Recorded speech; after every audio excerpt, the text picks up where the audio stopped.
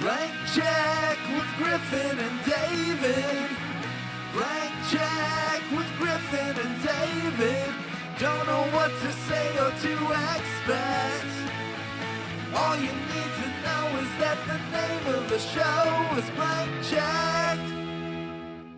I'm the President of the United States of America, clothed in a men's podcast. I don't know. Griffin has been trying to get this right for 10 minutes, folks. That was my 20th attempt. Spielberg would have fired you. Wasn't it so much Do easier? you feel like Liam Neeson? You want to fire yourself? Yes, I want to fire myself. Yeah. Wasn't it so much easier when everyone just agreed that Abraham Lincoln talked like this? Right, I'm the president. I'm the president. Slavery is bad. And then now we know it's wrong. And you have to, I am immense power. I'm the president. Look, now. I can't do it. Now. I can't do it either. The blood on our hands. I can't do it. Hi, everybody. My name is Griffin Newman, and I can't do it. My name's David Sims, and I can't do it either, but I didn't really try. We are capable of doing one thing, and that's hashtag being the two friends. We're also capable of doing another thing, which is hosting the podcast Blank Check. Blank Check with Griffin and David. Right. Lest you forget. Clothed in immense power. Yes. This is a podcast about directors, filmographies, people who have massive success early on and are given a series of blank checks by Hollywood to test out their limits, their creative limits. Okay. I'm trying variations here. Sometimes those checks clear. They do. Sometimes they do. Sometimes the checks clear. Often. Sometimes they bounce, baby. Also often. But we are going through the filmography of Steven Spielberg, one film at a time. We're nearing the end of our miniseries, Pod Me If You Cast. Pod Me If You Cast. And it's only the films that Spielberg made after he founded DreamWorks. Yes. That's right. And this is we're coming up on the last dying breaths of DreamWorks. Yes, one of his biggest hits, though. Yeah, weirdly. For sure. Big hit. I mean, greatly outgrossed a lot of on-paper, more commercial, accessible movies. True. It's interesting. It is interesting. I mean, I would say, on the one hand, of course Lincoln's seems like a box office gimme, Yeah. Stevie Spielberg, Sure. Oscar winner, famous president. That's the kind of movie you imagine does well in the 90s, be a big hit.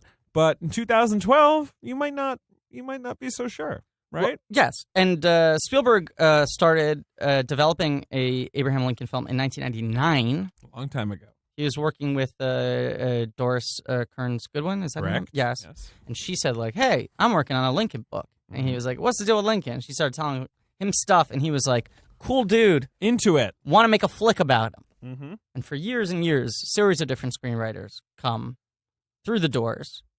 I think, was Eric Roth working on it for a while?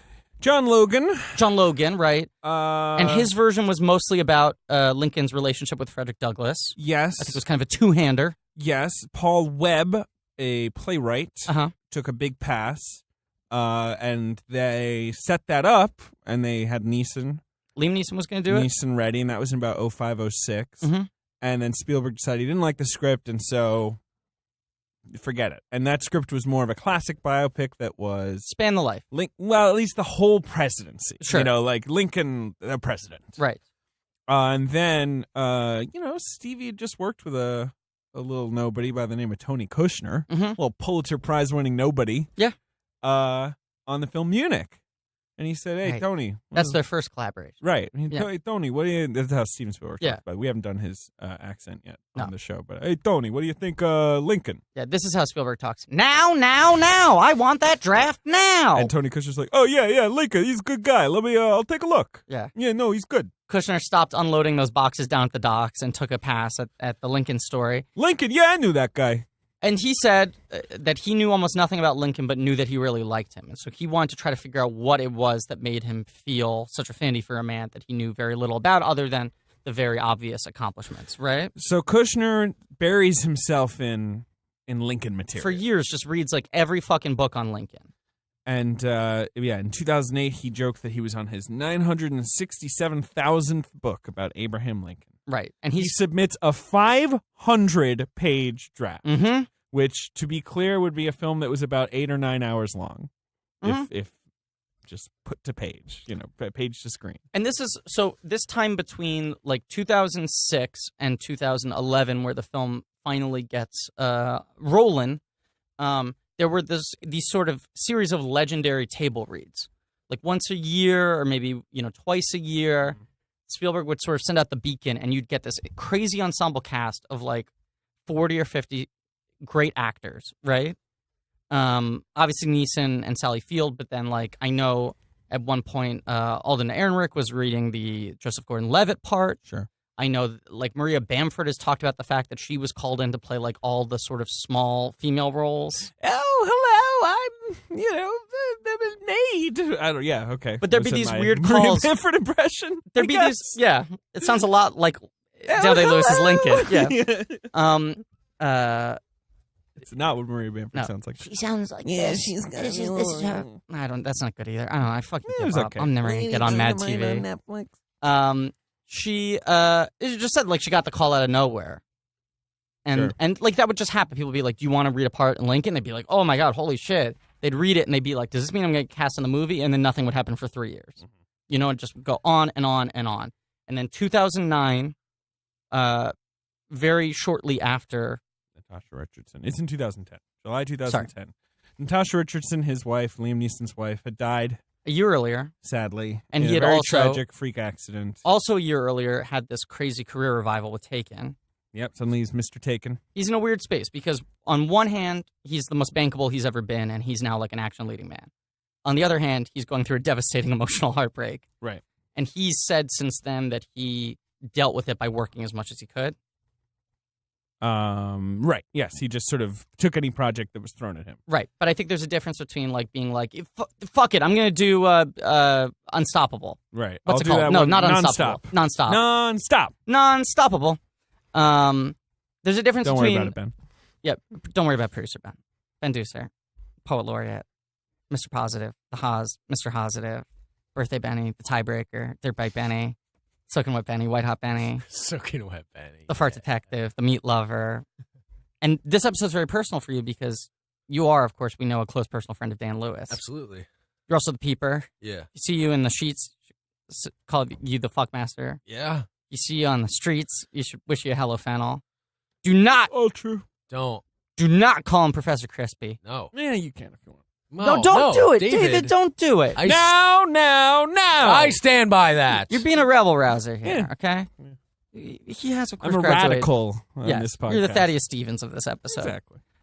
He has, of course, graduated certain titles over the course of different miniseries, such as Producer Ben Kenobi, Kylo Ben, Ben Night Shyamalan, Ben Sa'id. I like to see David going through this. Save emotions. anything. I'm in the room with them, so Ailey Benz with $1 sign. Yeah, good, great. I'm here. We're gonna need a Spielberg name for you soon, Ben. We should That's start true. thinking about Yeah, it. what are we gonna do? I don't know. I don't know what stands out to me. Yeah, we'll have to think through it. Just taking a brief sort of glance at the films we've covered. Catch Me If You Ben.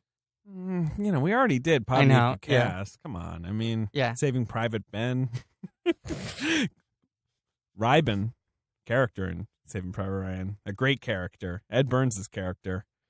One of the Brooklyn Boy? One of the top 20 characters in Saving Private Ryan, probably. I'd say probably, unquestionably for me, one of the top 20 characters that Ed Burns has ever played. I think it might be the best character Ed Burns has ever played. That is a much worse list. What about that McMullen fuck? Brother McMullen, motherfucker. Yeah, right. Neeson, was throwing himself into action films, but I think to throw himself into a project that was this demanding, he claims... He says no. He says he fired himself. He just thought he was too old and it was ridiculous for him to play Abraham Lincoln. He's at this table read. He says it's like a lightning bolt moment. He goes, I can't do it. And everyone goes, oh, fuck, the movie's not going to happen now. It already was stretched out over so many years.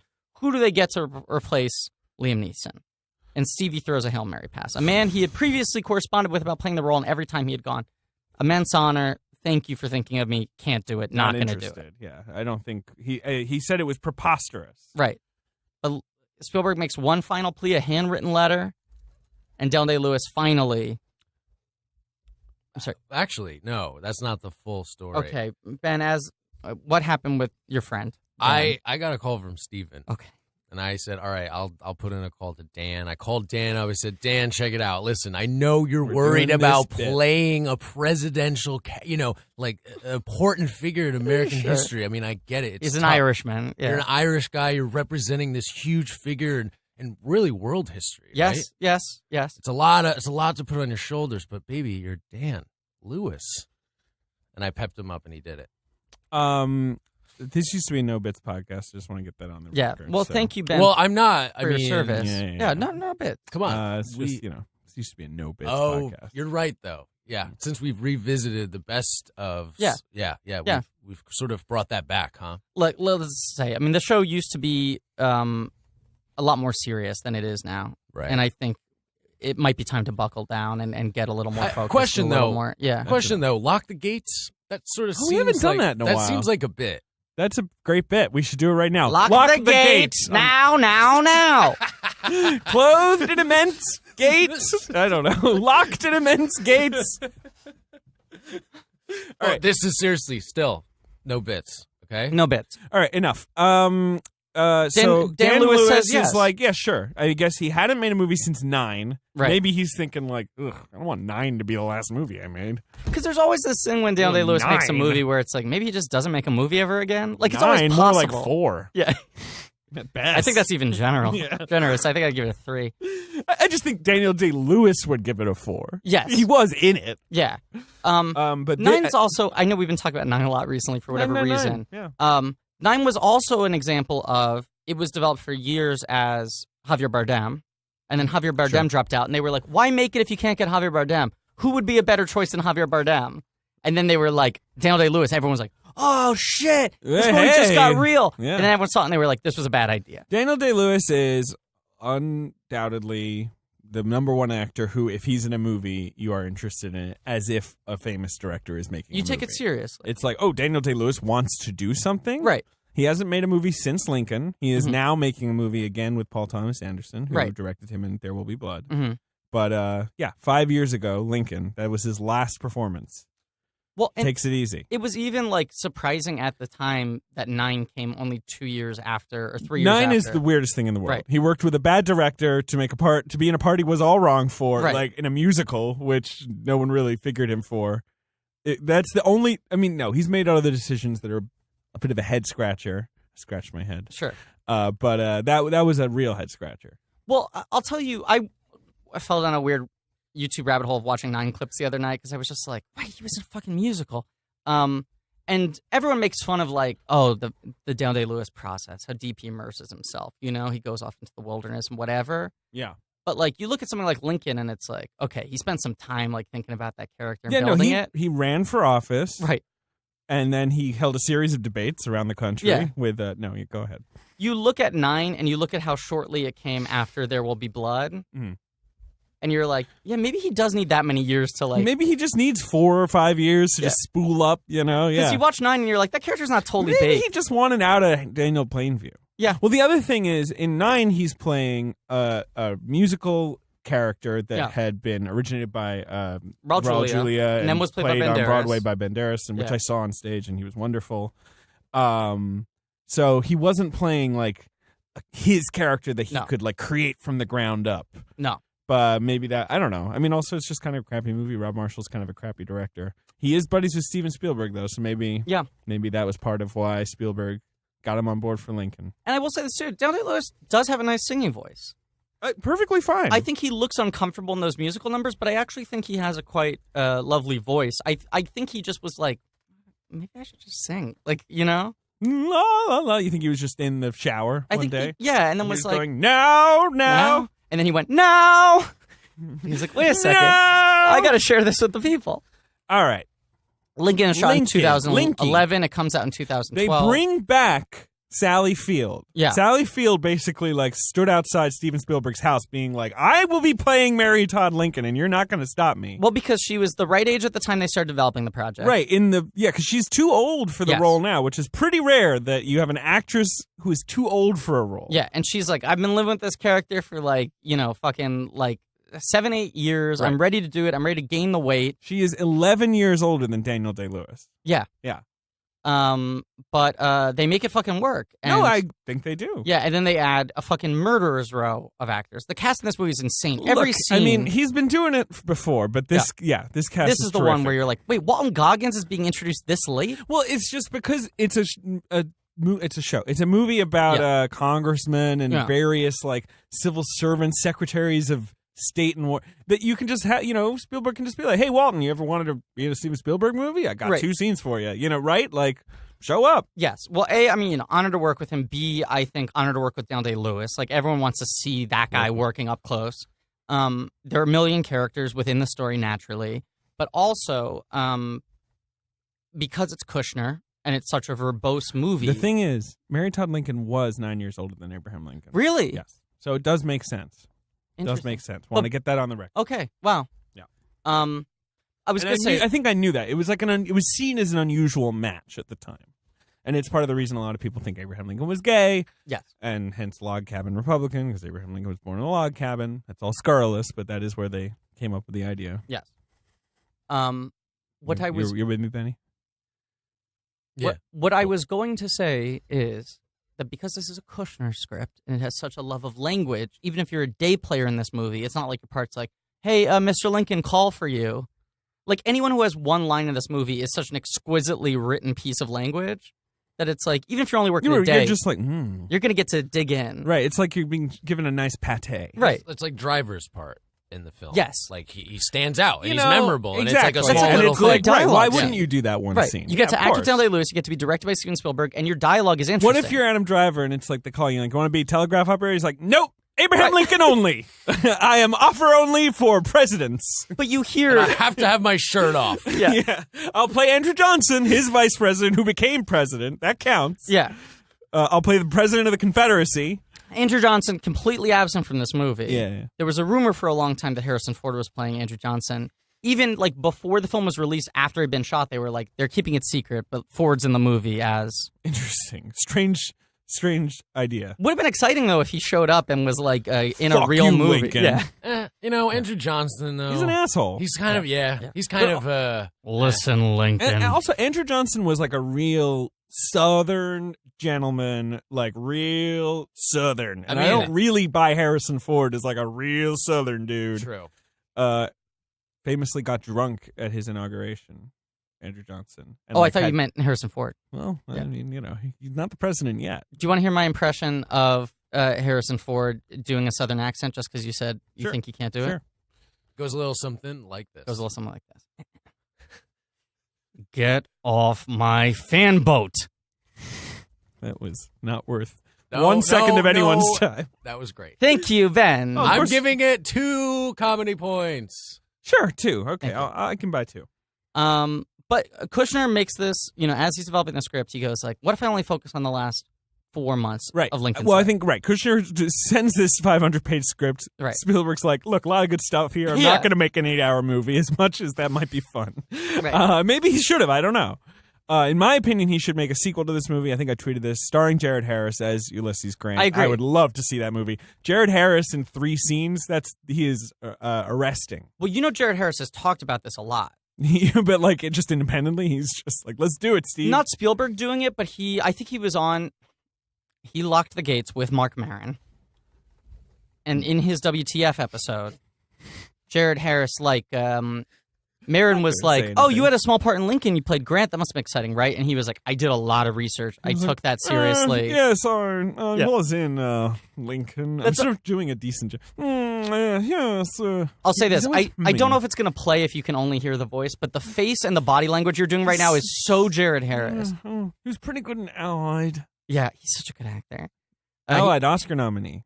This is our first podcast after the Oscar nomination. Yeah, should have gotten more. No. Yeah. No. Also very good in Certain Women. Great in His Certain last Women. in Certain Women. Great in Certain Women. Phenomenal. And a great example of Jared Harris. He can do any accent. Yep. He'll play anyone. So, of course, he can play President Grant.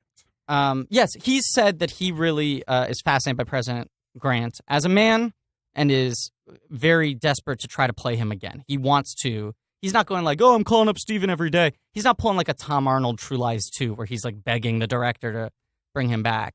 But he has talked about that he would like to play that character in full. I'm all for it. Me too. All for it. Jared Harris is, how old is he? 55? Yeah. Grant died. He was in his 60s. So, great. We got time.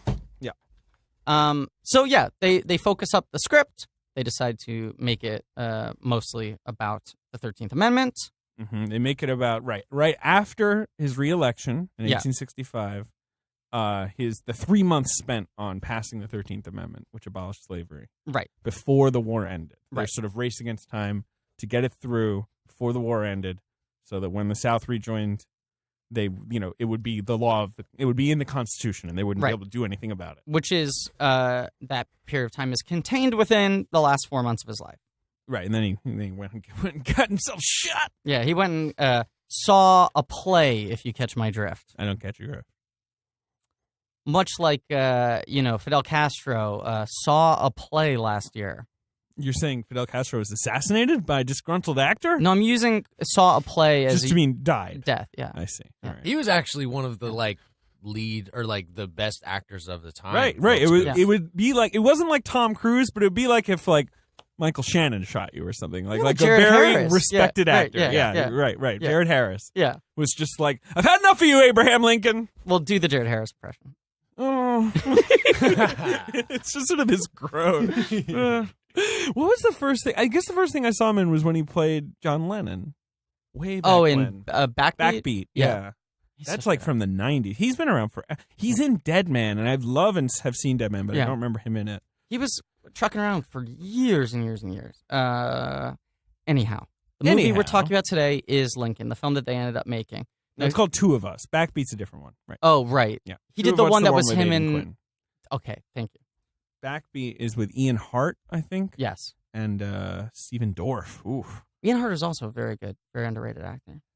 Ian Hart's an excellent actor who doesn't seem to want to do a lot of acting. No, he was. He does a lot of TV and stuff. He was in the pilot of Vinyl, and I did not recognize him. I didn't put together that it was him, and he was like fucking phenomenal to watch work. So why wasn't he in the rest of Vinyl? I don't know. Great. I have no idea. But lovely guy, fucking unbelievable actor. Cool. All right, Lincoln. Can I throw up my first complaint about this movie? You have a complaint? I do. This is a great movie. I have too good? I have two complaints about this movie. I know, it is too good. Yeah. I have two complaints about this movie, and they're not major. And Sure. one of them might be really fucking petty. Okay. That you're not in it? I'm sorry, Griffin. I auditioned to play Lincoln. To play Lincoln? When Neeson dropped out. They were just sweating Day-Lewis, though. I sent him a self-tape. Look, we'd like you to play Lincoln. We have this guy. We got a good guy. He's an unknown, Griffin Newman. But now.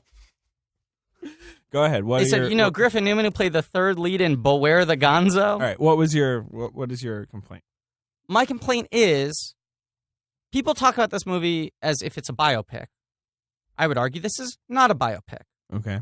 I would argue that this movie is a film about the passing of the 13th Amendment, in which Abraham Lincoln is the lead character. It's a historical drama. Right. In the same way that, like, Selma is not a Martin Luther King Sure. Fine. Fair enough. It's more of a 13th Amendment passage biopic than it is. I mean, a classic biopic, of course, would be like you open on a log cabin. Sure. And they give birth, and they're like, "Oh, very presidential-looking baby," or whatever. Right. That he comes out, and they put a stovepipe hat on. Right. Like Selma is a movie about the Selma marches, in which the lead character is Martin Luther King. Yes. Jr. Super fucking petty. What? But it irks me then that the movie is called Lincoln. That is very petty. I prefaced it by saying it was. That is a stupid. Ben, will you just lean in right now and say that's a really stupid opinion? That's a stupid opinion. You gotta market a movie. I mean, I'll give you that. But come on. But I would call it Lincoln versus the 13th Amendment. No, he was in favor of it. He was. That's the twist.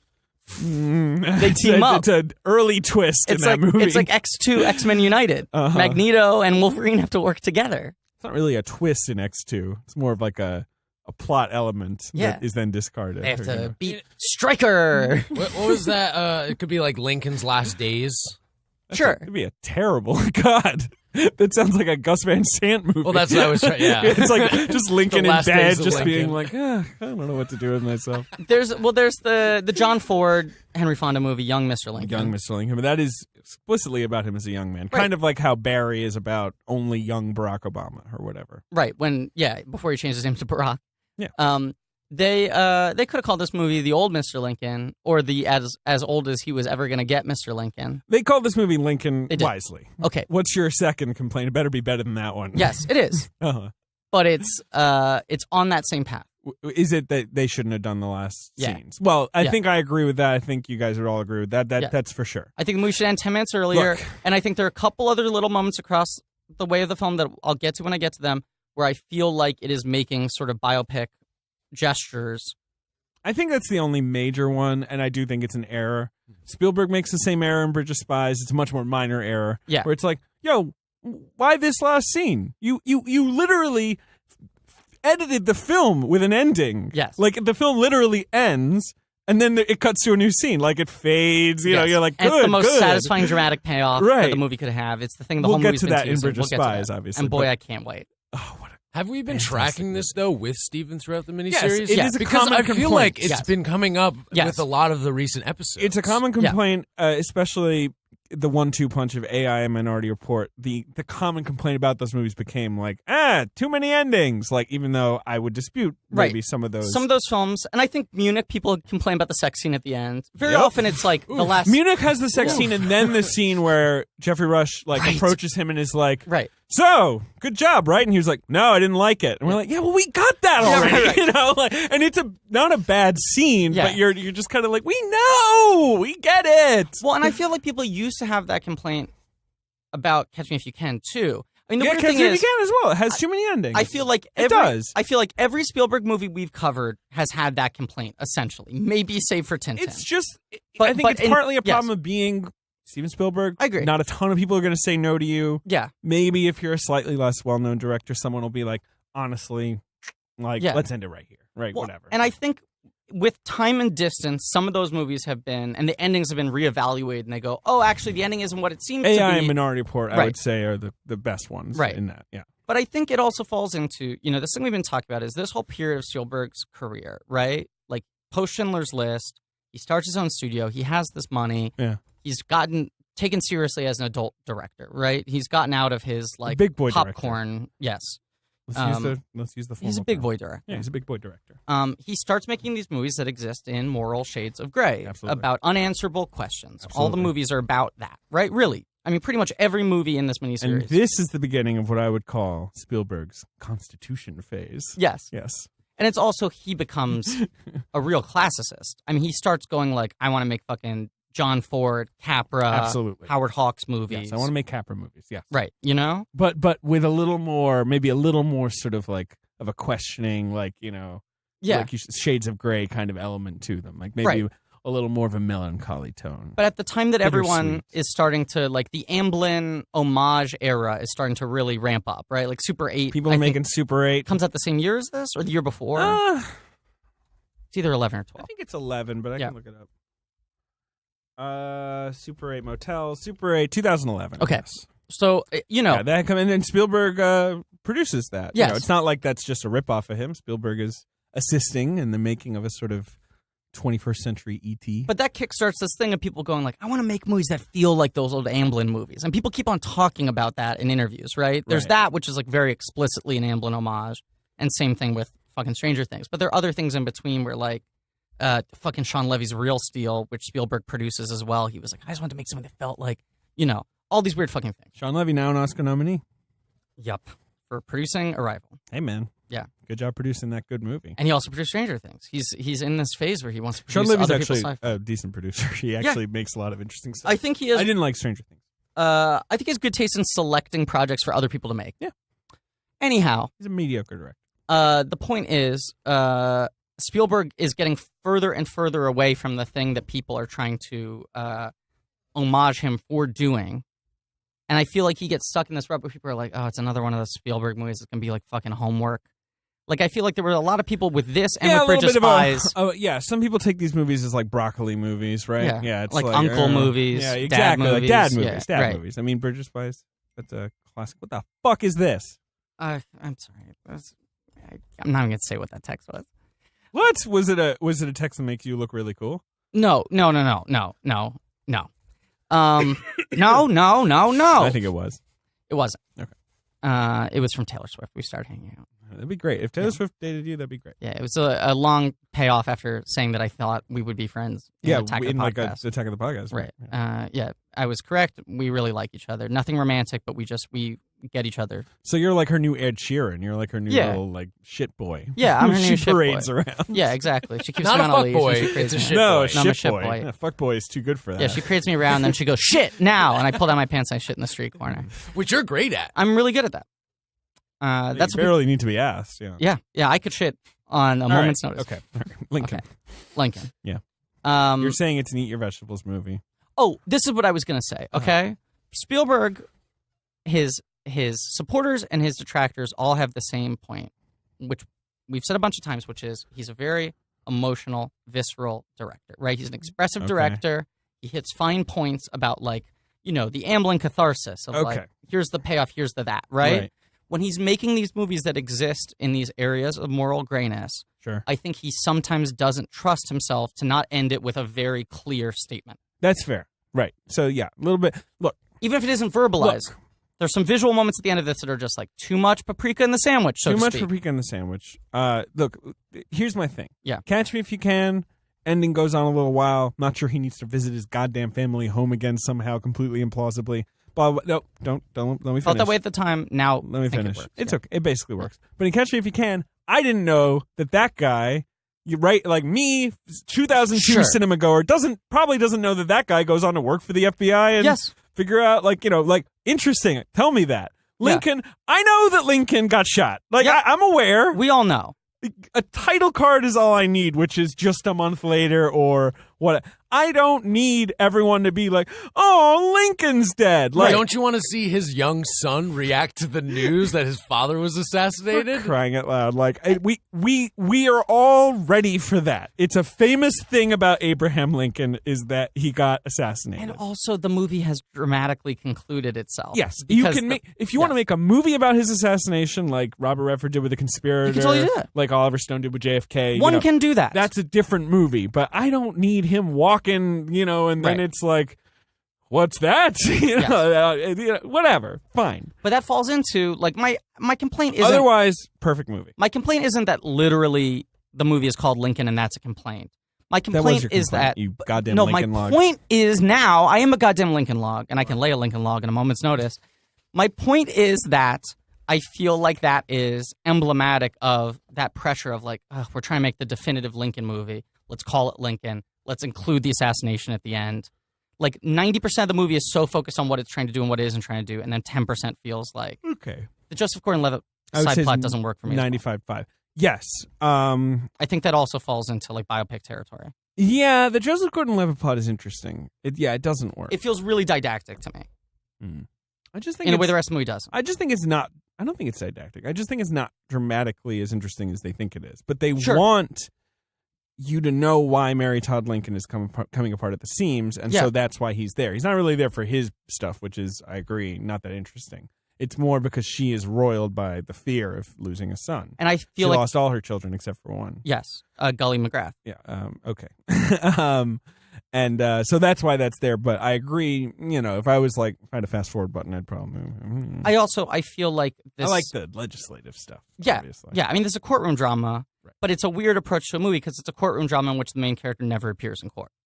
No, it's a courtroom... It's not a court. It's like the movie... I know it's not literally Runaway Jury. Jury. Is that what that movie was called? It's about buying off the jurors. It's not. It's like it's a courtroom drama where the courtroom scenes don't really happen until the verdict.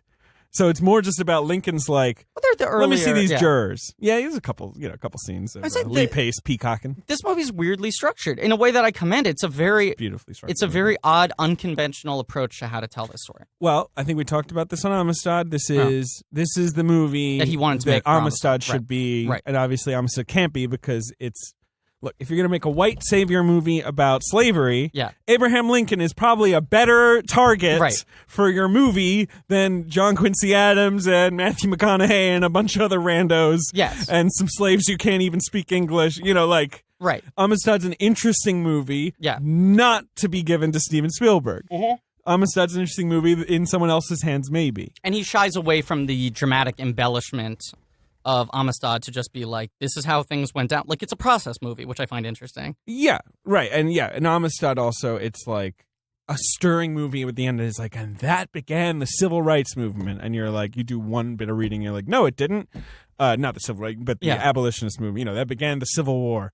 And in Lincoln, they're like, and that freed the slaves. And you're like, well, it did. The 13th Amendment, fairly important. Yes, right. So at least the weight of the film is more justified than something like Amistad. I feel like what I find interesting about this movie, I remember there was a lot of eye rolling, aside from the excitement over the Daniel Day-Lewis.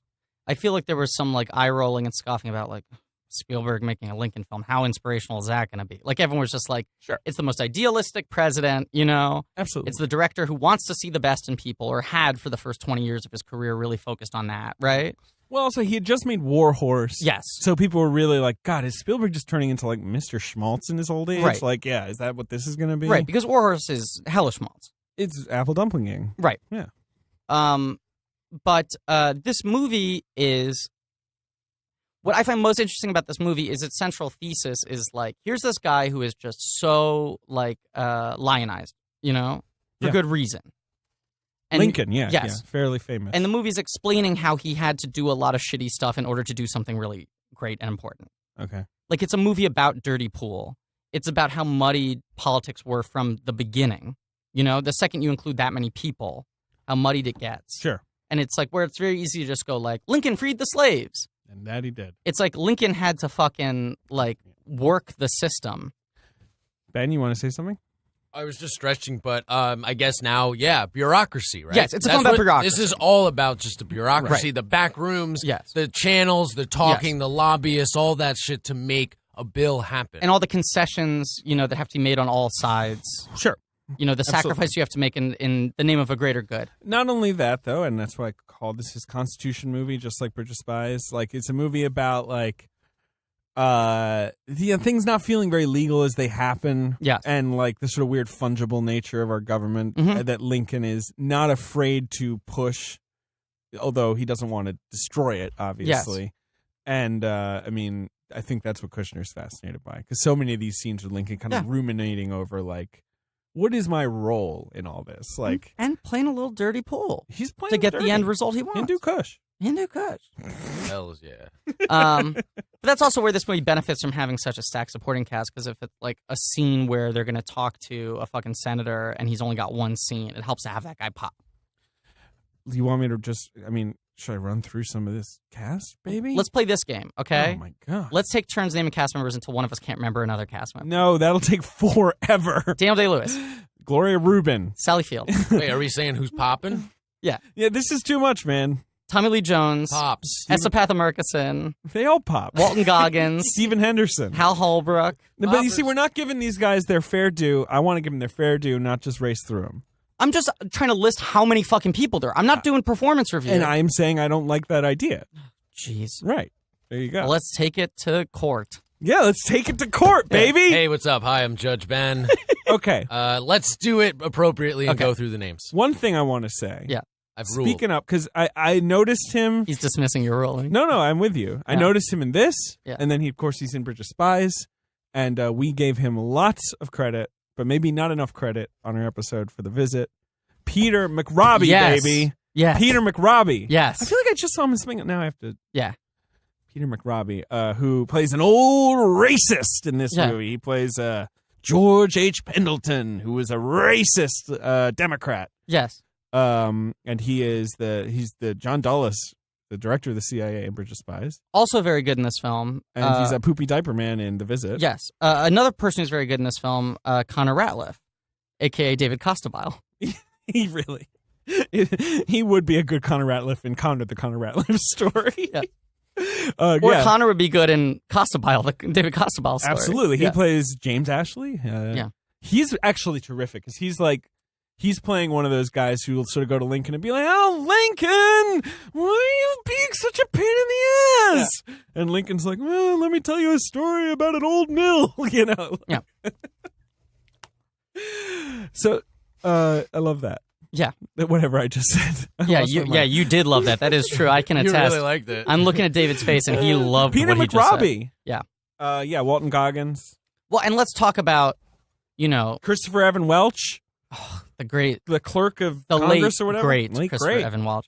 I mean, talk about a guy, because didn't Christopher, am I wrong? No, he didn't do the narration for that. Christopher Evan Welch did the narration for Vicky Cristina Barcelona, Is that right? Yes, he did. And he was the priest giving the eulogy in Synecdoche, New York. In Synecdoche. And then played fucking what's his name? Why am I forgetting? Not Gavin Belson, the other one. Peter Gregory in Silicon Valley, and then died at the end of season 1. You're forgetting he was in Rubicon, one of my favorite TV shows.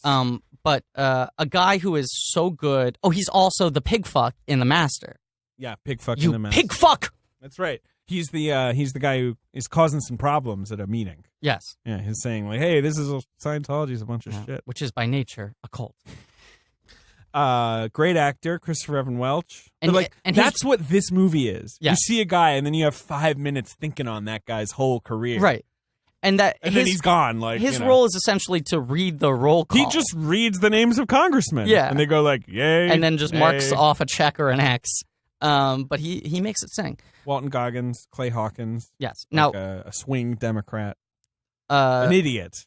Walton Goggins, very textured, clever, plays a lot of real smart, sort of crafty guys on TV. In movies, usually plays like the biggest hick you ever did see, right? Like, yes. I'm thinking of The Hateful Eight. What else am I thinking of?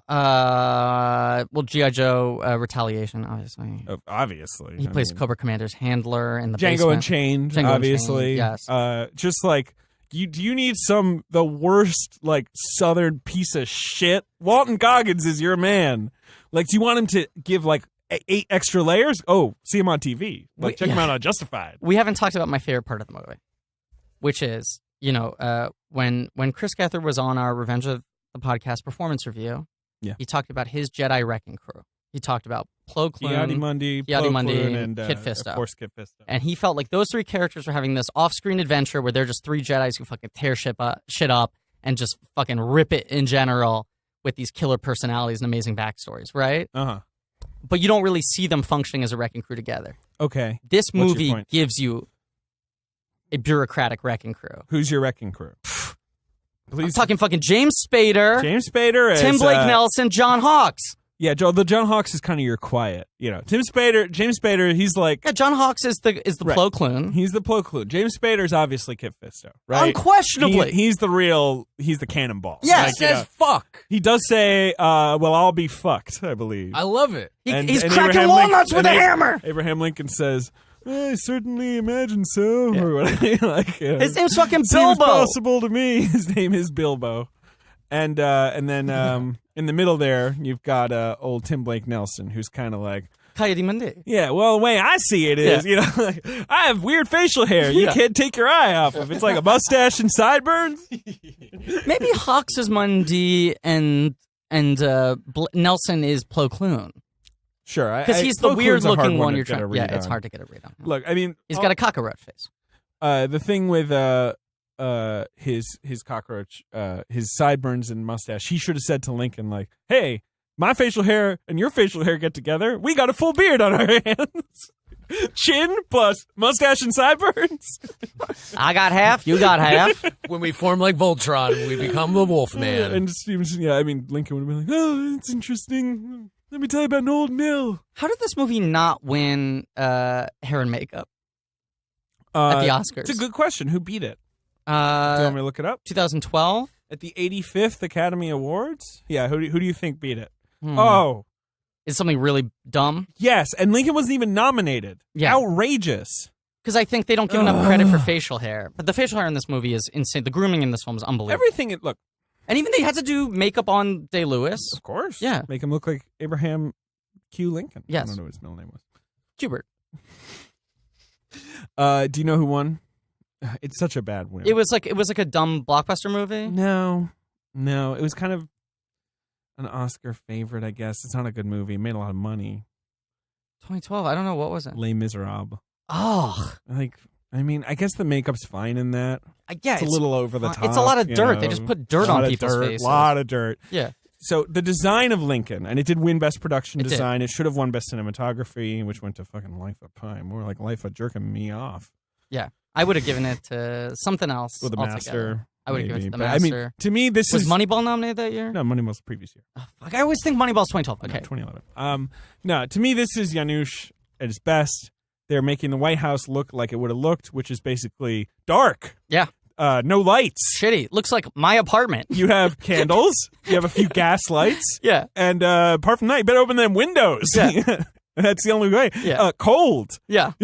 Are you the Secretary of State? Here's an old blanket you're going to need because it's fucking cold. Dragged in a man's blanket. It's February in Washington, D.C., and they don't have any heat. This movie does have some amazing blanket work. It's got the best blankets in the goddamn world. Yeah. This is A+ #1 blanket movie. Yeah. This is before they invented the sweater. Yeah. So it's just like, look, I got a blanket or I got nothing. I'd say this is the #1 blanket movie of all time. #2 is probably Elmo and Grouchland, in which the blanket is the MacGuffin. You know, Elmo has to chase the blanket into Grouchland and then retrieve it. That's the sort of plot catalyst. #3 blanket movie. Boy, well, it's tough. I mean, if you count the Peanuts movie, you know, it certainly gets grandfathered in there because of Linus, but on the other hand, they just kind of give the blanket short change in that movie. So it's like you're only giving it because of the legacy of Peanuts, the strip and the specials, when the movie itself, in and of itself, if you'd only seen the Peanuts movie, would you think of that as a blanket movie primarily? Boy, that's a head scratcher. David is filing a piece. Yeah, basically. Sorry, I just got a weird question I have to answer. But go on. So Lincoln Great opens design. with, does it open with the dream? It does. Great dream. And I'll say this, great looking dream. It looks like an 1890s, like weird, like looks like a tintype or something. Nickelodeon. Yeah, like it looks like a tintype. Nickelodeon.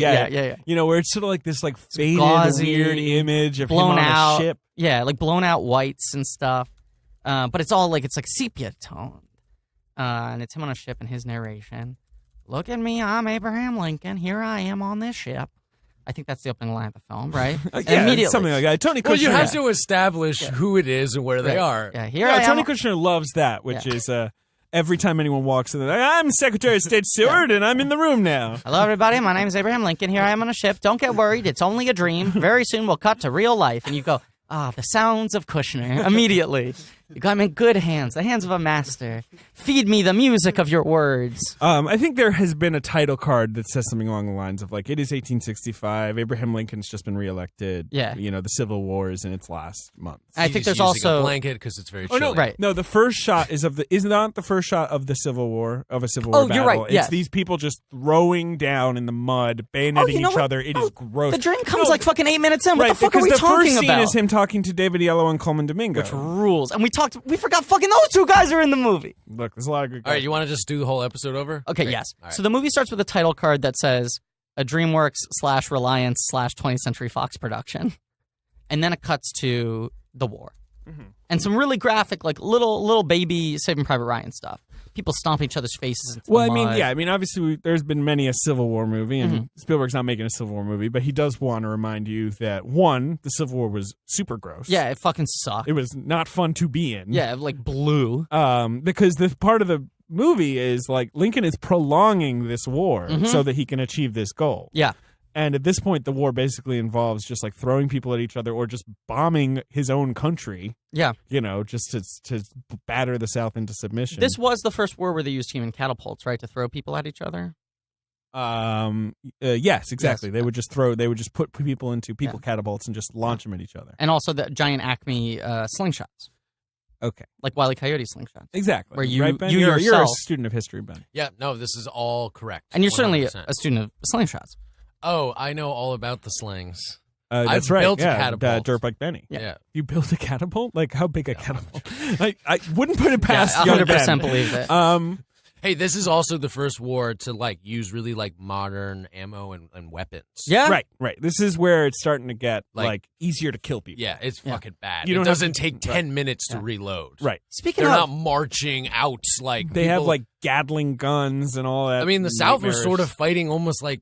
I mean, this is going to be a little controversial, but Oh. they were sort of doing terrorist tactics. for sure. I mean, You know? and the North were doing. You know, they were essentially arriving in cities and Yo, burning them. this to shit the was ground. greasy though. It was pretty crazy because it was all happening in America. wait, Ben, did you say crazy or greasy? Oh, at greasy though.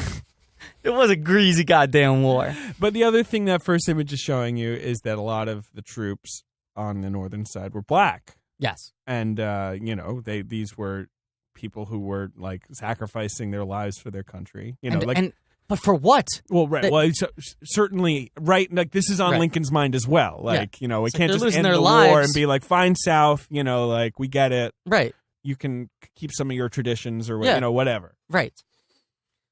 So he's sitting.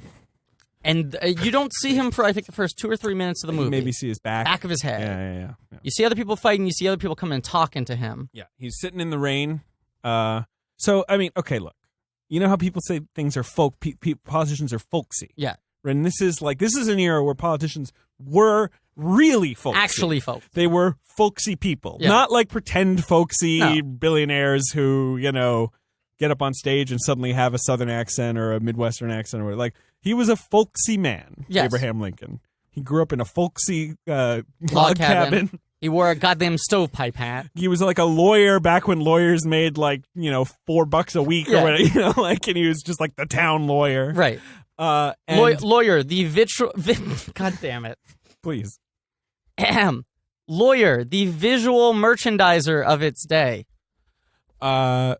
Boy. Wow. I was trying to make a joke about it. No, thank you. Then I just want to, this is a guy who you cannot fucking ask him, like, what time it is. Yes. Without him telling you about, like, an old lady in 1829 who, you know, brought her goat down the street. Now, here's where it gets complicated. Now, he's like Grandpa Simpson. Yes. The part of this film that I find most impressive is right at the moment where you're like, Jesus Christ, another story. The movie's like, we're fucking one step ahead of you. But we'll get to that scene when we get to that scene. Right. So you're watching people kind of come up to Lincoln and try to tell them the story. It's almost like it's like a book signing, right? At Borders, where people are like waiting in line to come up and be like, hey, so my brother, and he's like, oh, great, so who should I make it out to? And it is a lot of that. It's like, yeah, no, we saw you, you know, this time, and he was like, Yeah, he's like, nice to meet you. It's like, actually, we met before, you know. But so there are essentially two pairs of people who are coming up to him in this scene. You've got David Oyelowo and Coleman Domingo as two Union soldiers. Later to co-star in Selma. Coleman Domingo, by the way, great actor. I mean, obviously, Oyelowo has become a huge star. Right. But Coleman Domingo is one of my top, like, everyone should know who this guy is actors. Dude, love him in crappy TV shows like Fear the Walking Dead. You know, is he on that? Yeah, good reason to keep up with that show. Oh, I like that show. Yeah. They're on boats in the water. True. Wet zombies. Playing a real scary zombie video game right now, actually. It's real. Don't like it. It's actually alarming to me. I don't like it at all. Real tense. Resident Evil 7. What's that behind you? Okay, so Lincoln is talking to these guys, and Coleman Domingo is more being like, it's great to meet you. Thanks so much for being president. And Oyelowo was kind of poking him. And Oyelowo was like, I don't know, man. Like, you actually going to get anything done here? Yeah, and he's quoting his speeches back to him. Yeah. He's like, remember when you said that? Where's that? When's that happening? And I love this scene Yep. As a setting up of the personality like Day-Lewis is inhabiting here, which is like essentially Lincoln is taking things on board. He's not rebutting him exactly, but he's also not like apologizing or equivocating. He's sort of like, yeah, you know, I understand. Like he's interested in a philosophical exchange, but he's not going to go too far. Like, he has some persona built up around him. And also, talk about folksy. I think the first moment where the camera spins around and we actually see his face is him talking about how hard it is to cut his hair. Yeah. My last barber hanged himself. They're loving it. I mean, he's fucking killing. He's funny. He knows how to be funny. And Coleman Domingo's like, did you get JFL New Faces this year? Because that's like a tight 5. God. He never made a Lloyd team. He never made a Lloyd team, Lincoln. Never made a Lloyd team. And then two honkies. He did do monologues at ASCAP. Two real honkies walk up there. Yes. Lucas Haas. Played by Dane DeHaan and Lucas Haas. Two of our best tired-looking young our best, actors. double A name, right? Yeah. Dane DeHaan and Lucas Haas. Yeah, DiCaprio's friend and the guy who everyone's decided has to be the next DiCaprio. Oh, boy, is he not. Although but they decided. He's got 2 movies coming up this year. I'm going to see Cure for Wellness next week. We'll see. Gore Verbinski cast. Yeah, we should do it. Yeah. And they come up and they just start reciting the Gettysburg Address. Yeah. So they're like mega fans. They're like the guy coming up to Shatner at the convention and being like, remember in episode 24? You know? Mm-hmm. That's what they are. They're Lincoln geeks. And he shoos them away. And then, of course, the Oyelowo kind of Bigfoots them by at the end being like, I remember how the Gettysburg Address ends, by the way. P.S. Hold on. Don't think I don't have your know fucking number. my shit. I was keeping it cool. I'm a fucking Lincoln geek, too. Now, this is a movie that doesn't have a lot of major black characters, obviously. Mm-hmm. It has a lot of peripheral black characters, but no, like, whatever. No one on the sort of, the main characters in the movie are probably like Lincoln, Seward, Young, Thaddeus Young, right? Thaddeus Stevens. Mary Todd. Thaddeus Young's a power forward for the Indiana Pacers. Yeah. Mary Todd, right. Yeah, so, like, and I feel like it came under some criticism at the time for that, right? You're making, like, another movie about the American institution of slavery, a different angle on it, obviously, a totally political, inside baseball, politics, red tape angle. But still, and it's about, the white people who did good. Well, that's the one thing I kind of like about... I think Kushner and Spielberg are trying to at least... force some, perspective in on the sidelines of this movie. Obviously, the people in Washington, the people in Congress were white. I mean, this was a racist society that did not allow black people to vote. Right. And I was going to say, the one thing I kind of like about that scene in the middle... with Stephen Henderson and Gloria Rubin, or which scene? The scene where Lincoln talks to Gloria Rubin outside. Oh, yes. The event. I forget where they're... It was the earlier play they're going to, right? It's outside. No, isn't it at Mary's party? Or I can't remember. I can't remember. Yeah. But when he makes it clear that, like, it's not a personal stake thing for him, in the same way it is for Thaddeus Stevens, certainly. Sure. It's just that he believes in, like, basic decency and human rights. Right. I mean, I think the movie does a good job of deflating that it isn't like... Abraham Lincoln was like the woke president. Sure. But it was just like on a basic level, he was like, why should anyone have less rights than anyone else? Yeah, there's a lot of debate that still rages over, what were Lincoln's real politics? What were his motivations? Because he's on the record earlier in his career as saying things where he's like, I don't really care about slavery or like, I don't care about these institutions. But also like, you only have these sort of vague written records to go on. Right. And obviously he was a politician who was, as you see in this movie, all these politicians are trying to navigate their stances in a changing... I mean, fucking Barack Obama was anti-gay marriage. Like, right. But until, like, 2012. Right. But this movie's kind of about that, of, like, you have to choose your battles, you have to pick the things you're going to fight, and in that scene, he sort of says, like, look, I'll be honest with you, like, on the level, I don't specifically care about black people. Right. Which is a kind of ballsy scene to put into a movie that's about Lincoln freeing the slaves. He's not someone who's, taking, like, the American slaves on his back and is like, I am your champion. Right. But as Kushner has identified in his, million Lincoln biography reading marathon, Lincoln did decide, like, no, we have to get the 13th Amendment into the Constitution. Well, you misspoke. I think he decided now. Now. Yeah. He was clothed in immense power, and and a blanket. And a couple blankets, let's be honest. Blanket in every room. Cloaked in immense Lincoln, blankets. A chicken in every pot, blanket in every room. Yeah.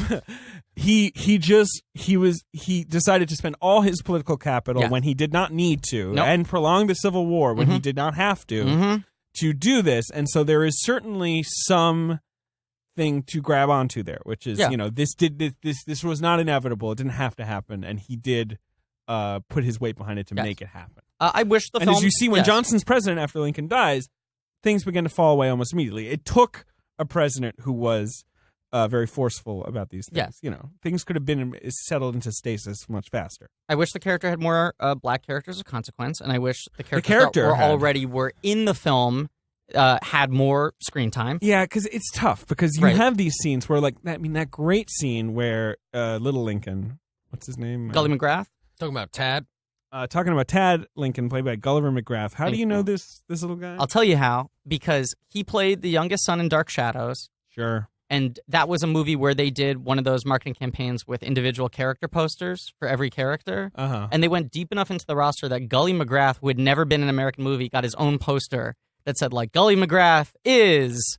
And then just a picture of his face and Dark Shadows. I remember seeing that and going, like, okay, the individual character posters thing has gone too far, because who's going to choose to see a movie because they're like, oh my God, Gully McGrath is in Dark Shadows? Well, his mom saw it and she went. Yeah, she went. That's true. They got those $10. Gully McGrath, GMG. Anyway, he's playing Tad, and he asks, I believe, Stephen Henderson's character. Let me get that guy's name, actually, because he's a real person. If he was a slave.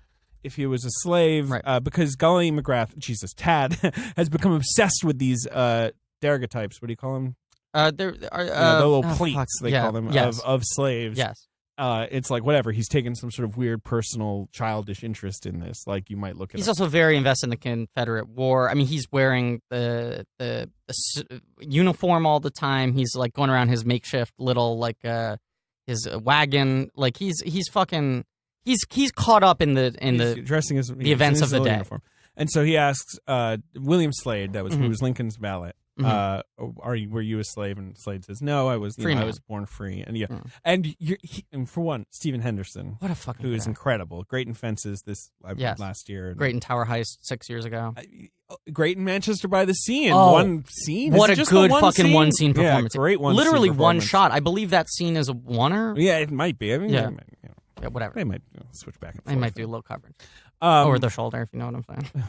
Might do a little bit over the shoulder. And you want more of that. But, so, yes, you want more of that. And then, of course, Gloria Reuben comes in and you could ask her. She was a slave. And she says, like, offhandedly, like, I was beaten with a fire shovel before, I was fucking 5 years old. Right. You little twerp. Right. You wish the movie spent a little more time from the perspective of the people who are most at risk within this narrative. But of course, this was a country that spent no time with these people. Right. But I give the movie credit for, I think, going out of its way to deflate the white savior button. I think so, even though it's about the white people, they make it clear that Lincoln's not just some fucking, selfless hero. I want to get this on the record. We're all a bunch of white idiots. Yeah, we're a bunch of white dummies, and we don't know what the fuck we're talking about. If you agree. About. Oh, yeah, white cis dummies in a small room talking about small white. Very white. It was a white room. One of the whitest rooms. So, Linky. So, Linky has... But, the other thing I wanted to say is, like, every scene, you're kind of like, I want a little more of this. You know? There's so many little narrative directions you could spin off into. It's also just... The dialogue is so fucking rich in this movie. It's, like, such a, I'll admit, I saw this movie in theaters when it came out. I kind of put off seeing it in the Oscar season because it was a broccoli movie, right? And I finally was like, okay, free day, movie's long, I'm going to go see it now. And I went to go see it at Lincoln Square, and 45 minutes in, the projector broke. Oh, man. Interesting. And they were like, yeah, we're not going to get it back up. It was in the big screen at Lincoln Square. And they were like, yeah, it's done. Here's your vouchers. You can go see it another day. Right. And it was tough to then be like, fuck, I already watched the first 40 minutes. Like, how am I going to go see it again? So I put off seeing it for a while. And then, finally saw it in theaters later. But I've always, and watching it last night at home, always had a hard time staying awake during this movie. Interesting. Not because I think it's boring, but because I actually think the movie's very calming. It is calming. Like, the language is so, musical. It is a tranquil movie. Yeah. And it's got this kind of very calm, brownish color palette, you know? Okay. But you can just kind of, lie back in the language of this movie and just be like, this is a time when everyone spoke well, you know? Mm-hmm. But also, it's Tony Kushner. Right. It's Tony Kushner writing a time when everyone spoke well. So it's that Dan Kush. They got that Dan Kush. Hindu Kush. We go from the scene where he's talking to all his Lincoln fans to his dream. Now he's on the ship, and now he goes, "Hi, I'm Abraham Lincoln. I'm on a ship. This is a dream." Past this bit. And then to him in his bedroom with Mary Todd talking about his dream. I think Sally Field's performance does not get enough credit in this movie. Fantastic. She got an Oscar nomination. She did. But this is a really fucking committed performance. To Anne Hathaway. Yeah. I mean, Sally Field has 2 Oscars, so I don't know if she was ever... They weren't going to give her a third. But... it's an excellent performance. Yes. It's very...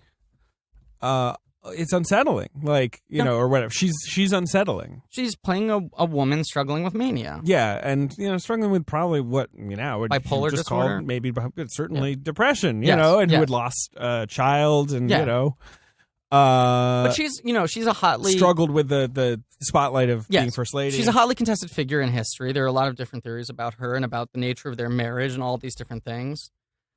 And so she has to play this sort of fulcrum point about all the questions in Lincoln's personal life, right. All the things that were kind of kept at bay.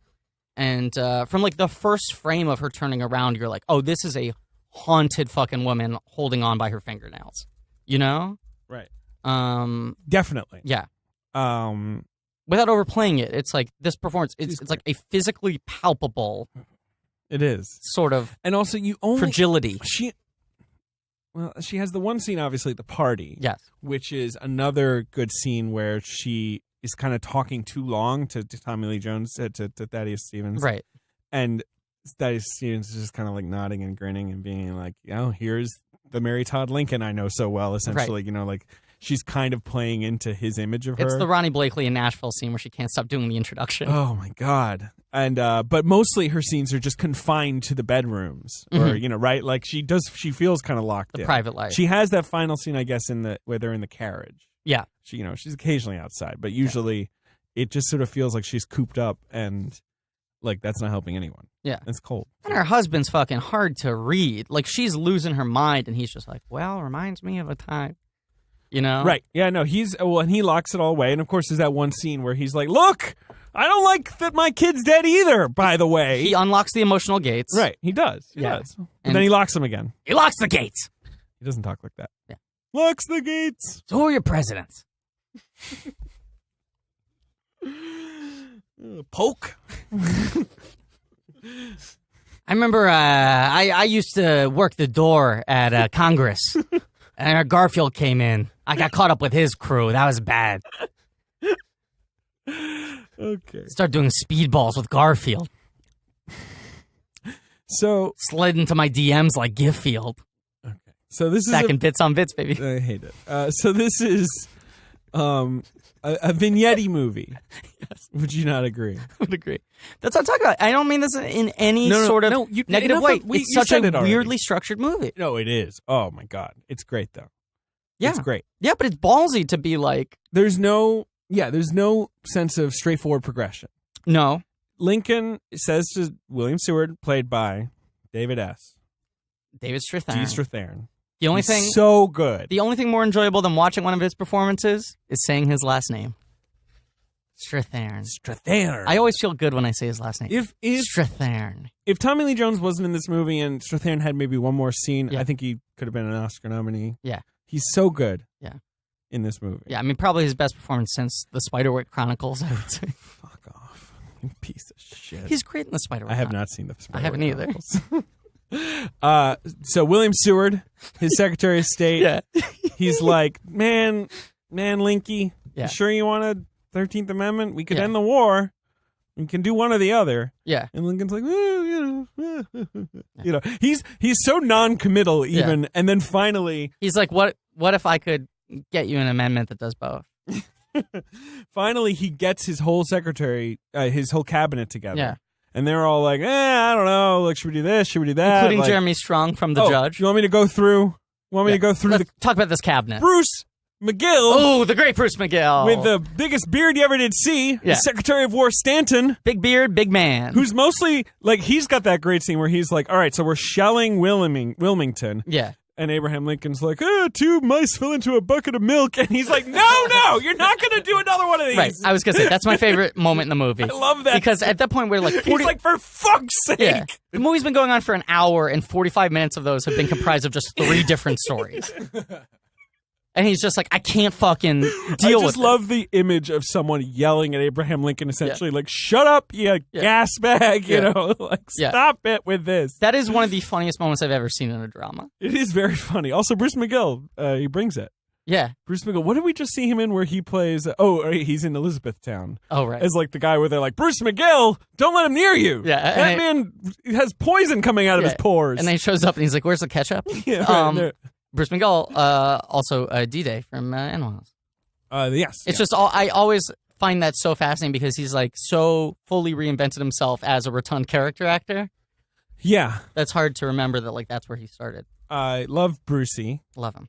What's he in Black Eye? He usually plays like a cop or he's in Collateral. Matchstick Men, he's the guy they're conning. All right, so Joseph Cross. Yes. Love Joseph Cross. He'd been in Milk a couple years earlier. He's wide awake in this movie. I got to say, he's giving... John Hay. Oh, yeah, right. Well, yeah, of course. A wide awake performance. He's the wide awake boy, as we all know. Remember that time he was sleeping?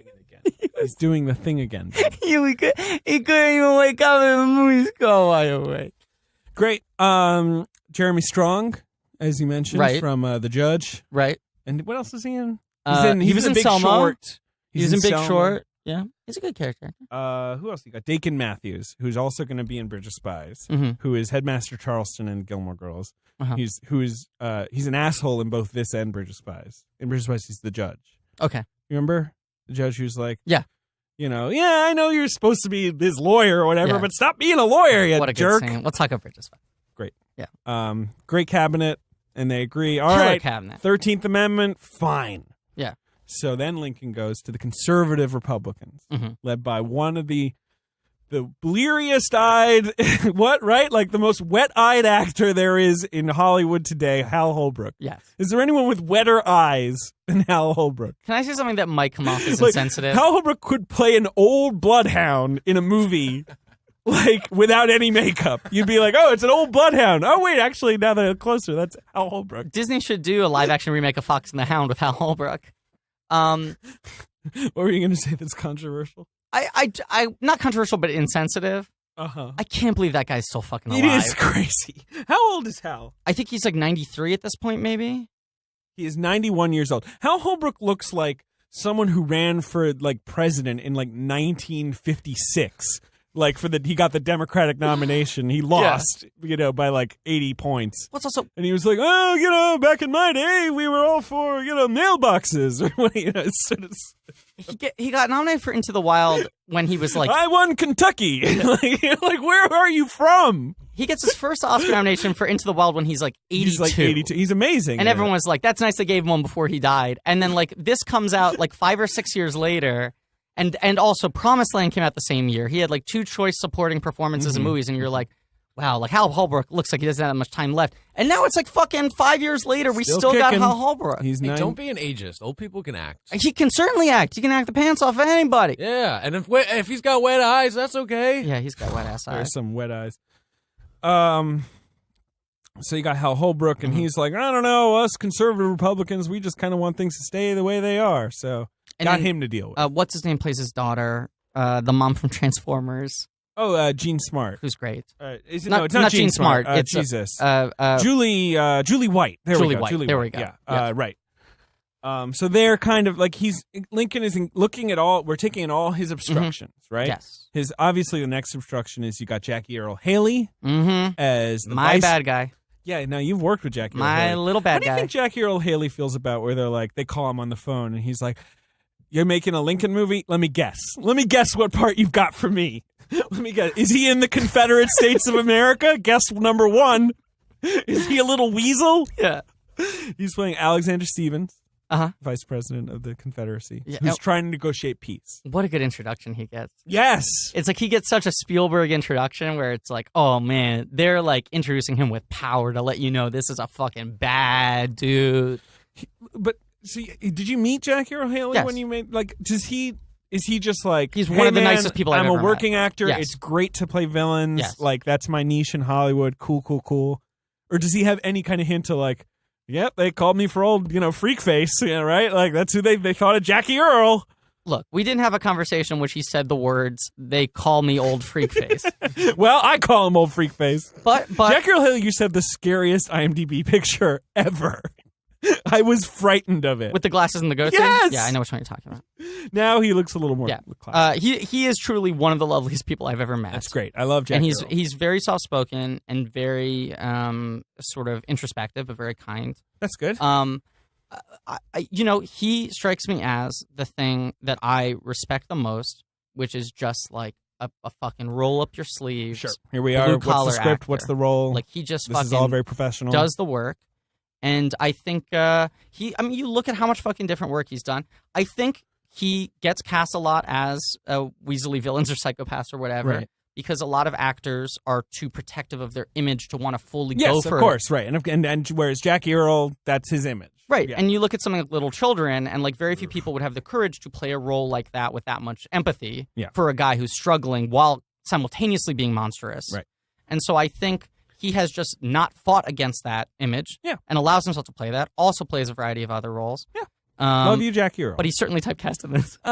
Yeah. Okay. Love Jackie. Can't wait to punch him in the face. So in Congress on camera, to be clear, Congress, not off camera. We've got the Democrats led by Peter McRobbie, who Yeah. I shouted out already, Diaper Man from The Visit, Yeah. who plays a big poopy diaper of a man in this movie. Right. Talk about being typecast. That's a guy who every time they call him up, he goes, "Let me guess, I'm going to throw a poopy diaper in someone's face." So you got a 14-year-old, you want me to diaper face? All right. And then Lee Pace as Fernando Wood, former mayor of New York. Very handsome man. Lee Pace, very handsome, who plays, I think his first scene, he essentially is saying words that I can't say on this podcast. Yep.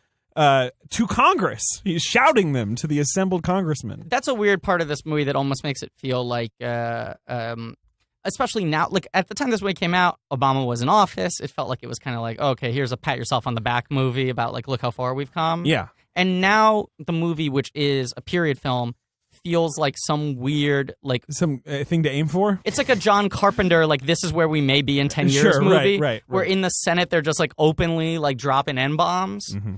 It's very unsettling to see people throw those words around so casually with no guilt whatsoever. Just to be like, today I ordered a sandwich. You know, they're just, like, saying things. Just want to shout out a few other congressmen. Michael Stuhlbarg. Oh, the great Michael Stuhlbarg. George Eamon. I want to point out, when you Google any of the congressmen these people are playing, the facial hair, they always got it exact. Like, you're looking at Stuhlbarg, you're like, really? All chin? Yeah. All the way to the cheekbones and nothing else? You look at you're like, yeah, that's what that guy went for. Yeah, this movie should have won a fucking Oscar. It was hard to shave. Yeah, you didn't have an electric razor or a disposable. Let it go, you know? Because you want to eat sandwiches. You don't want to get food in your face. Sandwiches didn't really exist. We want to eat, like, stews.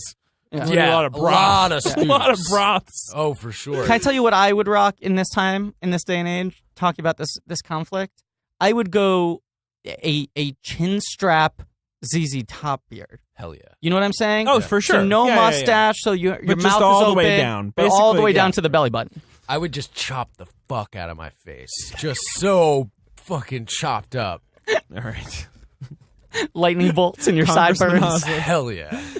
You've got... Steven Spinella. Right, Steven Spinella. Yeah. As Asa Litton. Yeah. You know, so you got some congressmen. And Murderers Row. Then you've got Tommy Lee Jones. Yes. Thaddeus Stevens. Big TLJ. Yeah. Not The Last Jedi. Tommy Lee Jones. Yeah.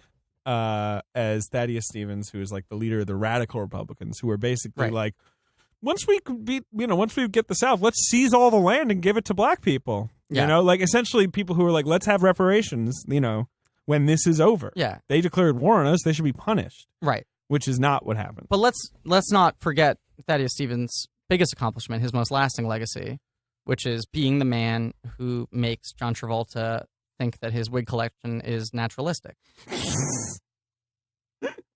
Now, Tommy Lee Jones, what's his hair situation? In real life? Because famously, when he won the Oscar for The Fugitive in 1994, the beginning of 94, cue ball. He was bald, and his first line upon getting the Oscar was like, I'm not bald, this is for a role. Right. But in this movie, he's bald. Correct. In a lot of other movies, he's been bald. Yeah. He's a man with... TLJ bald? No, he's a man with very thin hair. I mean, I think what you see him have in... wasn't it something this year? The thing I'm fucking thinking of is Criminal, but Jesus Christ. He's got a far back hairline and very thin hair. Yeah. And he sort of swoops it over back into the side. And I think that's his real hair. And I think he is just comfortable shaving his head entirely. Tommy Lee Jones basically looked like this. Have you ever seen Coal Miner's Daughter, which is like one of his early roles? I've never seen that, no. Great movie. Yeah. Basically looks like Thaddeus Stevens in Coal Miner's Daughter. Like, he's an old, craggy man. He always has been. He's got a lot of character in his face. I'll say, watching this movie... I would say that he has... What's like a big... He's got the entire cast of Nashville to shout that bag in his face. That's how many characters are in there. He's got shortcuts in his face. Right? You're saying he's got an Altman kaleidoscopic ensemble picture. He's got a Prairie Home Companion entirely within his face right now. He's got a pret-a-porter underneath each eye. If he just like cocks an eyebrow, you're like, oh, I just got told a whole story, right? Like, what a face. Yeah. The face on this man. He should have won the Oscar. God damn it. No, he shouldn't have. Philip Seymour Hoffman should have won the Oscar. Oh, he's so good. It's tough because both Philip Seymour Hoffman and Christoph Waltz, who were both nominated that year. Yeah. You're right, Philip Seymour Hoffman. This was notably the year. We're both kind of quasi-leads, but like not quite in their movies. You know, like dominant, but not in all of the movie, if that makes sense. But I think that's Feisai's #1 best performance. And now it's we tough. know that it's Synecdoche, the last time he was right up there. Synecdoche and The Master are the two for me. He's so good in The Master. Yeah. But put it this way, and I think Christoph Waltz is a lot of fun in Django Unchained. I think he's great. I don't think he should have won another Oscar. Well, let's talk about it. That's the weird year where everyone was a winner. All 5 nominees had already won once. Who were the others? Or twice before. De Niro, who had won twice, was nominated for Silver Linings Playbook. Right, he wasn't going to win. Jones, who had won once, was nominated for Lincoln. Yeah. Philip Seymour Hoffman for The Master. Yeah. Christopher Waltz, Django Unchained, and then the 5th person would have been Alan Arkin for Argo. For Argo. Go fuck yourself. Right. Go fuck yourself. Right. They should have nominated John Goodman. Yeah, they should have. If they were going to nominate John someone Goodman's from never Argo. been fucking nominated. How's that possible? It's outrageous. I mean, look, Arkin's fun in Argo. He's fun. Yeah, he's fun. It's not a great performance. More like Alan Argo. More like Alan Argo. He's fun in that movie. He's fun. He's having a good time. He's having a great time. I think he's really fun. That's not like a great performance. No. It's him showing up and like he's as good in that as he is in Get Smart. He's fun and Get Smart. He's an ornery old man. He's a consistent actor. Yeah, he always shows up. He does his job well. I agree. Anyway, I love TLJ in this movie. Yeah. How can I hold that all men are created equal, where here before me stands stinking the moral carcass of the gentleman from Ohio, proof that some men are inferior, endowed by their maker with dim wits, impermeable to reason, with cold pallid slime in their veins instead of hot red blood. You are more reptile than man, George, so low and flat that the foot of man is incapable of crushing you. That is the greatest line he will ever deliver. Right. I was going to say, this he literally called someone a lizard person on the floor of the House of Representatives. This movie's essentially what if Tommy Lee Jones did Jeff Ross's roast battle. And he fucking wins. You know? He beats Mike Lawrence handily. I swear to God. What was I going to say? Oh, the thought I kept having watching this movie is, God, I wish Tommy Lee Jones did more 3D films. Because that's a face built for 3D. You want to live in the... What about like an inner space film, but they don't go into Tommy Lee Jones. They just go in the crags. They go in the It's just like they're climbing Mount Rushmore, but it's just his craggy face. Just underneath one of the eye bags. So you got old Cragface McGee. And Cragface, they one of have our finest living actors. Cragface, the problem Academy is not, Award winner Cragface McGee. The problem is not that he wants to stop the 13th Amendment. He wants to go further. Yep. And he's on the record in Congress as saying, I don't just believe in abolishing slavery, I believe in racial equality. He's like the Bernie Sanders of his time. Sure. Tear it all down. And so... Lincoln's like, too much, too fast. Well, Lincoln just, Lincoln's kind of staying out of it the whole time. Sure. But everyone else is kind of like, look, fucking hell, one thing at a time, or whatever. Right. He's the character I'd say probably a lot of people watching the movie, like you say, identify with, because you're like, you're someone with more of a 20th century outlook modern on perspective. Things. Yeah, sure. So his great moment is that he has to go before Congress and sort of, kind of like, he's like, 13 Amendment's fine. Like, right? He has to sort of like whisper it under his breath. Like, be like, I don't believe in racial equality. Okay. Yeah. And then everyone's like, why'd you do that? And he's like, we got to do it. Like, our president has asked us to pass the 13th Amendment, so we got to do it. He starts heckling. He does some amazing crowd work. He bites back at the audience. I mean, he's Todd Barry level crowd work. Yeah, absolutely. And that's just him riffing. Yes. He's just riffing. That's just riffing. But you know what? Top of the dome. You guys can tell me what. Never made a Lloyd team. Never made a Lloyd. Did Maude. Yeah, he did Maude. Did Maude for really strong character and sketch work. Yes. All right, so there are your obstacles, right? Yeah. And then you bring in the Wrecking Crew. Oh, my God. They start to, promise some jobs to outgoing Democrats. Right. Lincoln starts going like, look, I need to ensure that I get enough votes. Because if I put this thing up and it fails, we're all in a lot of trouble. Yeah. If we're putting it out there, it's got to pass, baby. Right. And obviously, it has to pass by 2/3. It can pass, but it has to pass by a supermajority. Right. So they hire these guys who he's not supposed to directly talk to. So he has like culpable, plausible deniability, rather. Yeah. And they go out and just start having fun. Start bugging people. I mean, this part of the movie is just fun. It is. It's fun. I mean, and I think that's one thing that attracted Spielberg and Kushner to the material, right? It's like nobody knows like how dirty and silly like so much of 19th century politics was, because I mean, there's no phones, there's no constituents. Right. You just go to like a hog farm, and some hog farm is like, I'm the congressman from Ohio, and you're like, all right, Jesus, what do you want? You want this bag of feed? Like, I mean, these guys didn't have toilet paper or toilets. That is very They true. were pooping in a pot they put under their bed. And then they would dump it out the window. I mean, it is kind of crazy. And then they would sign some shit that has that affected changed the country forever. That is still in the Constitution. And they might not have washed their hands. We don't know. Yeah. Meanwhile, they still got mud in their butt crack. Wait, what did they do? Did they have like water? What did they do? What was their situation? They pour a bottle of Evian on their butt. They would use their hands. Hey man, and that's why you would not use your dominant hand because that's the hand you would eat with and shit too. Right, because there's lots so of cultures. Poopy hands, there's lots of cultures, right, where it's like if you like reach out with your left hand or whatever to shake someone's hand, they're like, "Hey, wait a second, get that thing away from me." Now, Ben, you're on the record as being a huge fan of old technology in films. Oh, absolutely. How do you feel about this film's approach to shitting? Well, they shitting? don't explore it enough Sure. for me to really sink my teeth into it. Sure. But I'm gonna go ahead and say I feel the stink. Yeah, it's a stinky movie. You know, I feel the stink in the rooms. Yeah. I really do. So yeah, I think they do a good job there. I love great horse work. Oh, 100%. And great telegram work. Oh, absolutely. Great telegram work from Tippity Adam taps. Driver. Yeah. Good tapping. Yeah, they tap away in this movie. I love the moment in that sort of montage where they play some jaunty music and the wrecking crew goes out. Right, yeah. When they literally run into the guy at the bank. Right. And then are like, oh, look at all this money. Can you just hold this money for a second? Like that it's that blatant. Hey, man. But I do like, because it's so easy to look at Lincoln now and just be like, great president, did that, great thing, was such a great man. And it was like, wow, I long for a time where politics were like that. And it's like, politics were always dirty.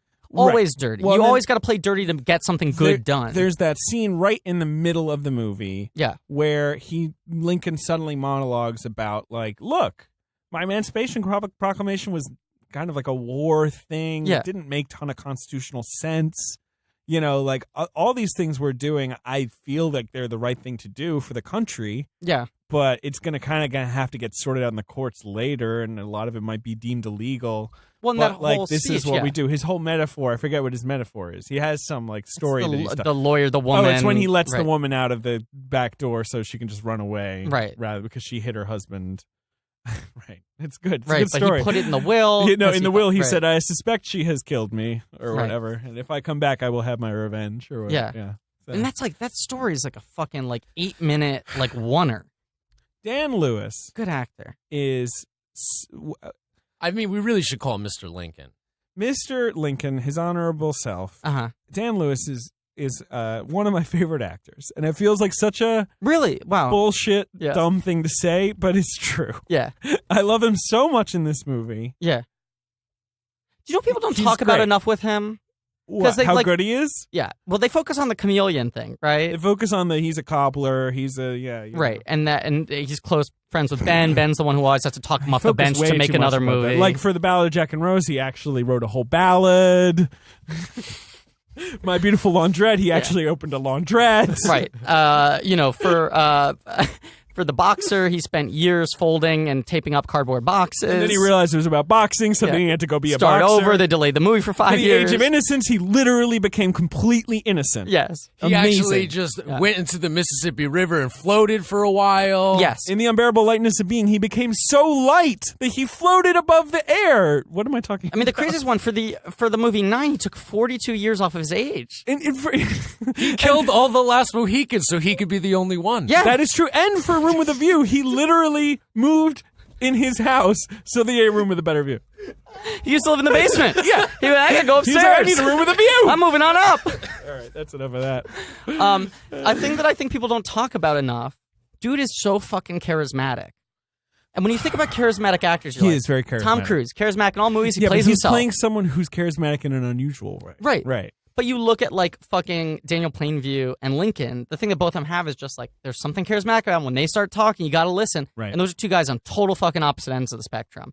Like, when Dan Lewis launches into a long story, you just kind of lean in. You lean and you in. Like, you can't wait. It's like you're by a fire. Yeah. Whereas Daniel Plainview starts talking, you're like, is this man literally about to murder me? Right. Or is his head going to explode Scanner style? Yeah. I mean, he's scary. Yeah. He also, I feel like he doesn't take me out of the period. No. Whereas, like, other actors, it's sort of like, it's that guy with, like, a dumb fucking stovepipe hat Right. on. If you see someone playing Abraham Lincoln, you're probably going to think, like, there's Ben Hosley as Abraham Lincoln. Like, I don't really think that's Abraham Lincoln. That's not true. Ben really blended into that role. I'm going to say it's true. Jesus Christ. Blended. What was the word I was looking for? I have no idea. I don't know. Bended in? Yeah, bended into Yeah, that he role. did bend it like Beckham. Yeah. So we should just, is there other stuff you guys like? What do you guys like? We've talked about a lot of things. Oh, the point I was going to make was I like that people want to sort of honeycoat the past and be like, politics used to be pure, and it's like they're always fucking bad. Yep. You know? Sure. And you always had to do bad things to do great things. And what he did was that's the thing. We focus on these moments because he actually accomplished something of measurable value, like to today. Yes. He made something so important that Ava DuVernay made a whole documentary about it just last year. Yes. Whereas, and that's what we latch onto and say like, oh, what a great man. Right. And it's more like, no, but like, there's a fucking nail in the wall you can't get out. And at the time the movie came out, it was like, oh my God, you watch this movie and then here we are today. We have a black president. That's unbelievable. Well, right. And then you watch the movie present day and you're like, oh, Jesus Christ, why can't we have a Lincoln in the world? Yeah. Well, let's talk about the Spader performance. He is such a bad motherfucker. He's a bad motherfucker. He's so good. Yeah, he's like the Shaft of this movie. Hell yeah. Hells yeah.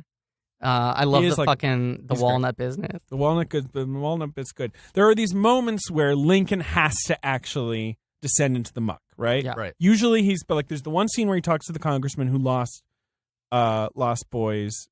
Not the movie The Lost Boys, but he lost his sons into the war. Yes. And he's trying to convince this what's guy. his name? He's a good actor. I'm fucking forgetting now. Anyway, yes. Shit, I'm not sure. He's a really good character. Yeah, David Warshawski. Yeah. Something like that. The ginger man, pockmarked face, good character. Yeah, and he's saying to him, like, will you vote for the bill? And the guy's sort of saying, like, I really hate this. I hate black people. Yeah. And, like, I hate this. He's like, I'm going to be honest with you. Don't like him, never will. And Lincoln does not say, oh, you're awful. Neither does he say, come on, do it for me, AB. Yeah. He's just kind of like, okay, like, I understand that you've suffered a great loss. Like, I've done what I can do. Right. And then when that guy votes no, he does vote no in the final roll call scene. Mm-hmm. Like, I don't know, you just have more to that. Yeah, you care about. I mean, as you have do with all the other you don't care about them, but you care about what's at stake. Exactly, and you know as who you do with everyone is. Steven Spinella or Mm-hmm. Michael Stuhlbarg or all those people. Yeah. And then there's the scene where he meets with Spady. Yeah. Where Spady says, I'll be fucked. Drain the swamp. This guy steps into the swamp. He does. Knee deep. Oof. And that's again, it's like, you see like how far he had to sort of put his political life on the line, like just to get this over the edge. And we should mention he's playing a lobbyist. He's playing a very early version of a lobbyist. And I mean, I mean, what a representation of what they continue to be, which are fucking awful monsters that are somehow integrated in our fucking political system. Yeah, these fucking walnut smashing assholes. Walnut smashing. Still to this day. Still to this Write day. to your congressmen and senators, folks. Yeah, you know what? Yeah. Send them a broken walnut in the mail. Check their pockets for a walnut hammer. I just love that he carries the hammer around with him all the time. He's got a little walnut mallet. Gotta be prepared. So I'm just trying to find some other fact. I feel like we're done. I mean, the structure of this movie is like going We've through... covered all the major stuff. The roll call scene is really amazing, considering that it is just people's names being read out. Yeah. And going like, nay, or, And Michael Stuhlbarg goes, I... That's good. That's I like that. He tries to hit a high note. He goes, let's talk about the Joseph Gordon-Levitt subplot a little bit. Not too much. Okay, but then let's wrap it up. His son wants to fight in the war. Lincoln doesn't. Lincoln's trying to use his executive power to block it. The son has this chip on his shoulder because Robert Todd Lincoln, the son of a great man. He feels that he does not want to be coddled or given any benefits because of who his father is. He wants to prove that he is his own man. I think he knows deep down. He says at one point, I cannot be you, right? But I have to be something. Right. And so there's this sort of sidetrack to the movie that is Lincoln trying to scared straight him. Yeah, he kind of takes him to terrible scenes of, people, soldiers in recovery and things like, it's the hospitals and it's gross. Right.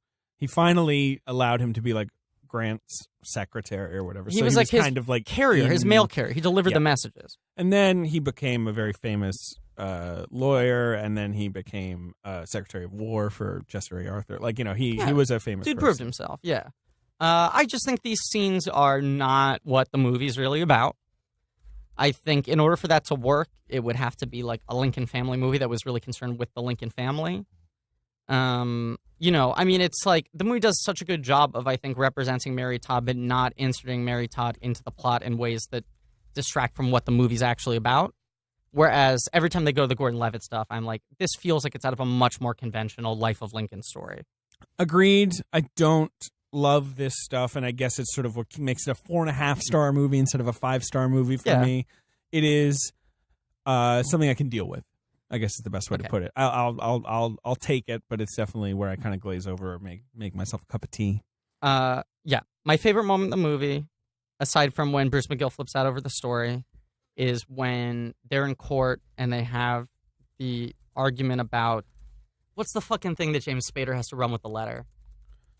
What? I don't know. They're like stuck at a stalemate, and they go like, "We can't do this unless the president does this." Oh, it's where Lincoln has to say there are no negotiators for peace, right? And so Lincoln sort of fudges it by saying, like, as far as I know, there are none in Washington because they were in Virginia, right? And what they're trying to do is delay the hearing so that they don't even have to deal with it for a while. They're like, "We have to postpone this. We can't even vote on the amendment unless we know." And then James Spader's like, I got a fucking idea. Writes it down word for word, runs it over to him. Joey Cross, the whitest of awakes, follows right behind him. The whitest, too. Okay, well, yeah, true that. Yeah. And then Jeremy Strong behind him, and this great scene where Joseph Cross is arguing that it's like an obstruction of power. Yeah. And saying you cannot lie right now. Yeah. And Lincoln's like, listen to me, give me your hand. And he takes his hand, and then he gives the letter to James Spader and is like, run this back. Like, you think it's like he's going to grab his hand so he can look him in the eyes. An old mill with a couple of mice and some bucket of cream. And he's just like, I want to make sure your hands aren't available. Occupied. Yeah. Right. They go back, they vote. It's thrilling. It's exciting. It's satisfying. And then as we Tommy Lee Jones takes the bill. He takes the they bill. Go, you can't take that. That's the original He's document. like, I'll return it tomorrow with Crease. I wish I could do his accent. I can't. With Crease, but I can't. Brings it to Espatha Merkerson, who plays his, in history, was like the lady of his household. Like they were not officially married, but it's now presumed that they had a romantic relationship. Right. So he comes home, and you think he's just talking to sort of his housekeeper. And then as the conversation continues, they both undress. He takes off his wig, and they get into bed together. I think it's a pretty successful Spielberg kind of just like, not hitting it too hard. You know, I love that he holds that off until the end of the movie. So you kind of just think that he's like an ornery asshole, although an ornery asshole fighting for the right thing. Right. And you realize like, oh, this is his personal stake. Yeah. Love. A little bit. It's a little cutesy, but it is history, so it's sort of hard to argue with. Yeah. And then after this, the movie cuts to, I think, the Grant-Lincoln porch conversation. Yeah, I guess so. I can't remember how it all unfolds. Which I think is how the movie should end. I would end it on that scene with some kind of button. I could even end it on his conversation with Stephen Henderson, with William Slade, and then he walks, off, and it's very Spielberg-y, and he's cutting the Lincoln profile or whatever, but that's fine that he's walking to his doom. So that's the moment that I start to get irritated with this agree, movie. But if it ended right there, you'd be less irritated. It's that, and then you're like, then he went to the play. No, bad news. I'll be honest with you. That's the moment where I threw up my hand. All right, well, I don't care. And I'll tell you what it is. Uh-huh. It's the 3 cuts back to Stephen McKinley Henderson looking at Lincoln and giving the like, man, what a great man Maybe look. Make it 1 cut. Right. He does 3, and it's this moment of like, God, what a hero. As if McKinley Henderson knows that the man's about to die. There's something to the fact, I think, for both Kushner and Spielberg, that like he did this and then died almost immediately after. Yeah. That's crazy. Yeah, it really was like he put his life on the line, it happened, and then he was literally shot for his political beliefs. Here's what I would do. Also because, old Boothie was, a little. That scene where they're talking in the cabinet. Wacky. And then McKinley Henderson comes in and is like, hey, 7:30 play, we should get in the road. Yeah. And he's like, oh, well, I must go even though I'd rather be here. I would end it there, and with him walking away without the fucking McKinley Henderson, there goes a hero close-up, and that would be the end of the movie. I think the second they keep on cutting back and the music swells and he's in silhouette, he starts gilding the lily way too hard, and then you add in, oh, here's the misdirect. It's a play. But wait, this isn't The American Friend. Oh, it's Gully McGrath seeing a play. Right. Who? The kid from the Dark Shadows character poster. Right, enough. And then they tell him that he's dead, and then he cries, and then the scene of everyone in the bed. It's like a fucking... It's too much. And then you cut to, after all this hullabaloo, a shot of him delivering his inaugural address from a few months ago, which is fine. I if you want to make that your little... It's the milk ending where you cut after his death to, you got to give him hope. That's fine. You got to give him hope. And it's such an image as well, because it is like, as we've already heard with the Gettysburg Address, like most people can't even hear him. Sure. It's, he's a politics was a more reduced thing back then. But, but if you want that to be your capper, okay. But like lose the 10 I'll tell you what I do. I would do, I must go even though I'd rather be here. He walks away. You don't cut to Henderson's reaction. You see the silhouette, and over that, you hear the audio. Sure. That would be my ending. Because even getting into that clip of him giving the address, Spielberg does the most Spielberg-y move, which is they go, we've lost him. He's officially gone. And then they cut to a close-up of the lamp and the flame flickering, and then the flame transitions into... Hey, my friend. What? Don't you fuck with Steven Spielberg. Flame of light. Flame of life. I get it. All right. Let's play the box office game. I don't disagree with you. I think you maybe are 10% more angry about this. I am. I think this movie's very good. That stuff always has prevented me from being able to love it. It's a great movie. It'd be in my top 10 of that year for sure. It was nominated for many Oscars. Daniel Day-Lewis won Best Actor. The first actor directed by Steven Spielberg to win an Oscar. That's insane. Isn't that crazy? That's very bizarre, yeah. That was the first performance Steven Spielberg had directed that won an Oscar. Which is rude of the Oscars, but good to give it to Daniel Day. And yeah, it was his third lead actor Oscar. He's the only one to have 3 leads, and he's now tied with the most any male actor has had, period. It was cool to give me a shout out in the speech. He did. Yeah. And he listed all your nicknames. I know, it bit into most of it. They were playing him off, and he was it going it was like such an honor. He's not Professor Crispy. Box office game. Box office game. Was that the one where he got knighted by Tilda Swinton? No, is that the... Meryl Streep gave him the Oscar, and they made the joke about how he was supposed to play Margaret Thatcher and she was supposed to play Lincoln, and they did a swap. And it was a great joke. He fucking killed it. He was really funny. Daniel Day-Lewis is funny. All right, funny so speech. Lincoln opens number 15 at the box office. Number 15? Because it opened limited first week. On November 9th, 2012. It opens limited its first week, 11 screens, makes $85,000 per screen. Not too shabby. Let's go to its first wide weekend. No.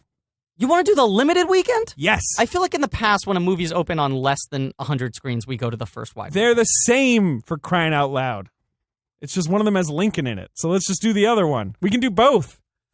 Tell me who's number 1. Okay, so it's, October 2012? November 9th, November 2012. 9th. Number 1 at the box office this week. Makes $88 million in its first weekend. Jeez. It is the 20th film in a series. It is the movie Skyfall? It is the movie Skyfall. Okay. Number 2 is an animated film. It's an animated picture. In its second weekend, makes $33 million, 93 total so far. What does it end up at? It ends up at 189 domestic. Okay, so it wasn't a Pixar picture. I see it in theaters and love it. It's my best animated film of the year, I think. Really? Yeah. It's a DreamWorks? No. Did it win Best Animated Film at the Oscars? No, it lost to a very inferior Pixar film.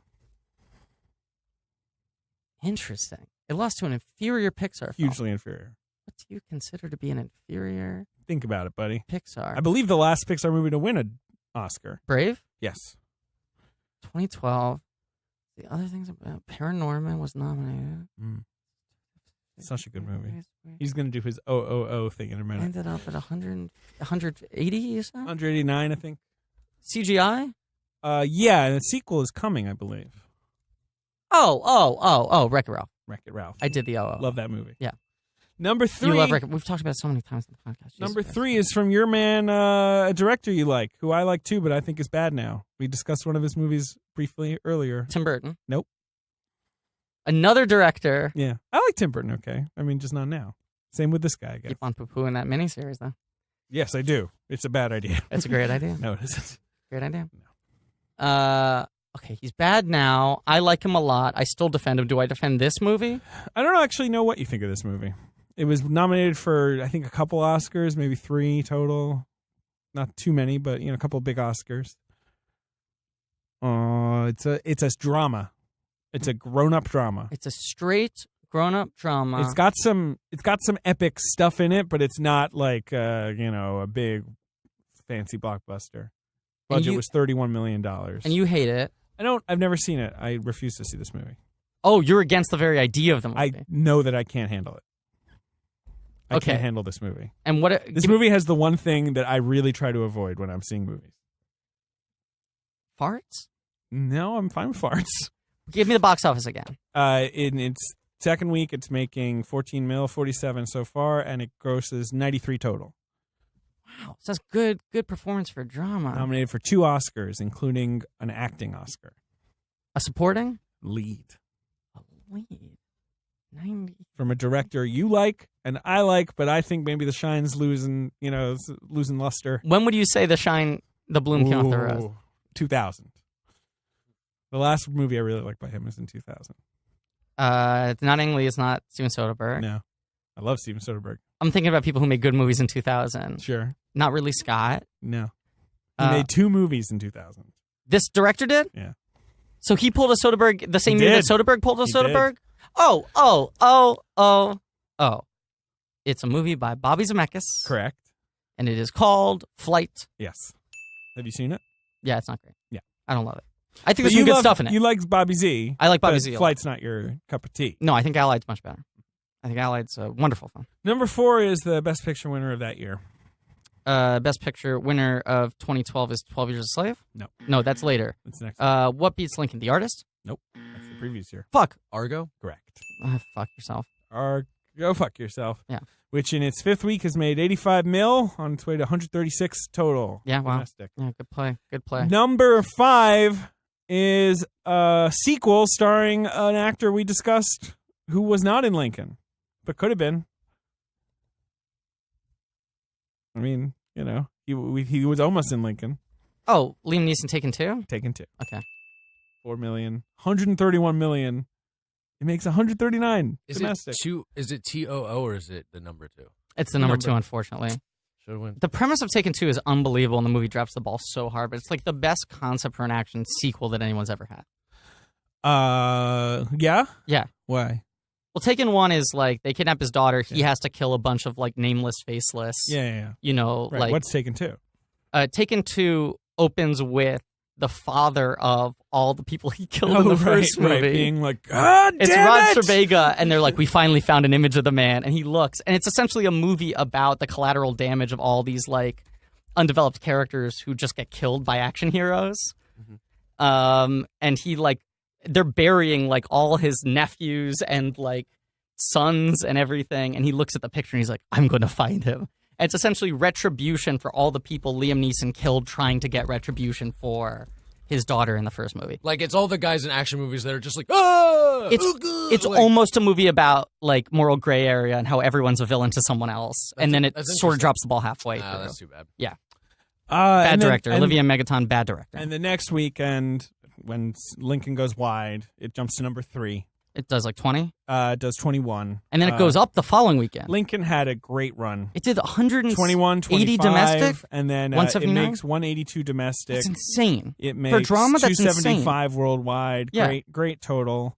Like, so I think the rights had been in Paramount for a while, and Brad Gray didn't want to make it because he was like, look at Amistad. Amistad, like, tapped out at a pretty small number. This is you doing the same thing. It's going to be another Amistad. But, got that Oscar buzz. It had Daniel D. But he talked about how he was like, he couldn't get this movie made. Yeah, they were afraid it would be another Amistad. Like, literally, the producers were like, I don't want to give you more than like $40 million for this because it could be another Amistad. Like one of the 5 most successful dramas of the last 10 years. Linky. And so the movies in the top 10, in the top 5 that week are Skyfall, Wreck-It Ralph, Flight. But the number 1 movie that week was the final film in a 5-film young adult saga. Twilight Saga Breaking Dawn Part 2? What was its opening weekend gross? Please, I ask you. I beg. 154? 141. Yeah. You overshot. I overshot. What the fuck? Yeah, those movies did very, very well. $141 million? Like, it's not like Hunger Games where you could tell enthusiasm was waning by Mockingjay Part 2. Like, they start. Like, that's crazy. Didn't the second one make 160-something opening weekend? It's possible. Yeah. Yeah, no, the 142 for New Moon, 141 for Breaking Dawn Part 2, 138 for Breaking Dawn. Like, they very consistent. Yeah. Eclipse weirdly opens only to 64. But it was a 5-day. It opened on Wednesday. Right. I remember seeing, what's the second one's New Moon? Correct. I saw that midnight. That's like the real boring one. Yeah, that one fucking blows.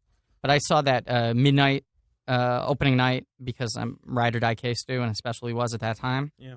And the level of excitement and fanaticism in that theaters, it was like watching the Beatles play Ed Sullivan. For like 3 glorious years, that was the thing. When the Summit Entertainment logo came up, the logo for the studio that produced the movie, the applause was so thunderous and screaming. And I turned to my friend and went, I will never get that response to anything I do in my entire life. No one will ever be as excited about something I do as they are by the Summit Entertainment logo. Yeah, Limp Bizkit also got a round of applause like that, too. Let's take it easy. Anyway, that's Lincoln. He makes this film. It does crazy well. It gets a bunch of Oscar nominations. It only ends up winning 2. And Spielberg then goes on to decry the modern state of studio filmmaking and going like, dramas don't exist anymore. They've been killed off. It's all blockbusters. Sure. He and Lucas make this joint kind of like old man complaint, even though they're the guys who created the blockbuster. Amen. And he's like, I can't even get movies made anymore. And it's like, you just got a $60 million budget to make a movie that made almost $200 million. That's what I say to that. Yeah. But yeah, it's true. He does start to grouse. What do you want, Ben? Oh, I've got just 2 things before we wrap up. You got 2 things. Go for it. All right. So this movie, the thought I had was, this is definitely going to be played in history classes. Yes. This is like a history class movie, but I think it's a really good one. I was thinking that too while watching this. I was like, would I be excited if this came on in a history class and was like, oh, wow, this is better than I expected a movie I'm watching in history class to be? Like, I remember Glory was the one. That's what stands out in my mind. Sure. Classic history class. Yeah, this is certainly a much better movie. Yeah. I do think that probably also goosed the box office. I feel like this is a movie where, like, a lot of field trips happen. Oh, sure. Yeah. You know? What's the other thing? But no, I just want to say, so with that, you can also play this podcast at your school or for your students. 100%. Absolutely. It's really educational. So maybe as like even like build it into the lesson plan. Play 100%. the movie, then play the podcast. History teachers that listen to the show. And look, people have been talking a lot, asking us about when merch is going to be available. We're still working on it. We're having a lot of problem with offshore manufacturers. But Ben, there is a like a blank check lesson plan. Like there's a package you can buy. Sure. It's all paper materials and then cassette tapes. It comes in a big clamshell like Muzzy. And all right, it's how to teach along with blank check, using it as an educational tool in the classroom. So look forward to that. Okay, last thing, I'll wrap it up quickly. Please. I'm so hungry. Now, all right, I don't know why I came across this when I was looking in like IMDb's dumb. Oh, but quick pause before I forget. We forgot to mention that Chet Hayes is in Kingdom of the Crystal Skull. Is he? The scene with the motorcycle chase where they end up in the library of the college and they land at the desk of a kid who's working, and he's like, Professor Jones, about that question, and he gives him the note, and then the joke is that like he's doing homework. Okay. That's Chet Hayes. Okay. Well, listen, I don't know why it was in the IMDb facts trivia thing, Sure. but it mentioned Colin Hanks and said that their family is related to Lincoln. So Tom Hanks, our national treasure boy, is related to Lincoln. Yeah. It might not be Tom Hanks. Because it might be Colin Hanks' mother. That's all. Oh, I have no idea. No, True. it says Tom Hanks. This says Tom Hanks. Okay. It says Tom Hanks. It's just funny that he's related to Colin Lincoln's. Hanks. He's related to Lincoln's mother. Yes, his mother Nancy Hanks is related to Lincoln distantly, and that's cool. That's very cool. So that's my history lesson, and again, that would be in the lesson plan. Yeah. Well, that has been our episode on Lincoln. Tune in next week when we're discussing Bridge O Spies. More like great movie. I'm so excited. More like the best fucking movie. It's the best fucking movie. Spoiler alert, I already watched Bridge of Spies, and it's the best. I just bought the blue the other day. Can't wait to spin that. Bought it on eTunes, but so good. Well, I got the blue so I could also get that digital copy. You know what I'm saying? Get you a purchase that can do both. Yes, I know. But I needed that Bridge of Spies right now. I was like... Yeah, but I want to be able to look at that plastic case. I want that Amray case. You know what I'm saying? Yeah, but I wanted every time I open my Apple TV to see Tom Hanks' face surrounded by the American and Soviet flags. Look, you're making a sound argument, and this is the whole point of Bridge of Spies. It's the gray area of morality. It's which is the better purchase for how to own Bridge of Spies in your collection, physically or digitally. Who knows? Things are not this black and white. We will discuss that film next week. I'm very excited. David's very excited. Ben is really checking his excited. phone. Thank you all for listening. Please remember to rate, review, subscribe. Check out the Reddit /r/Blankies. And as always, now. It's better. It got a little better, right?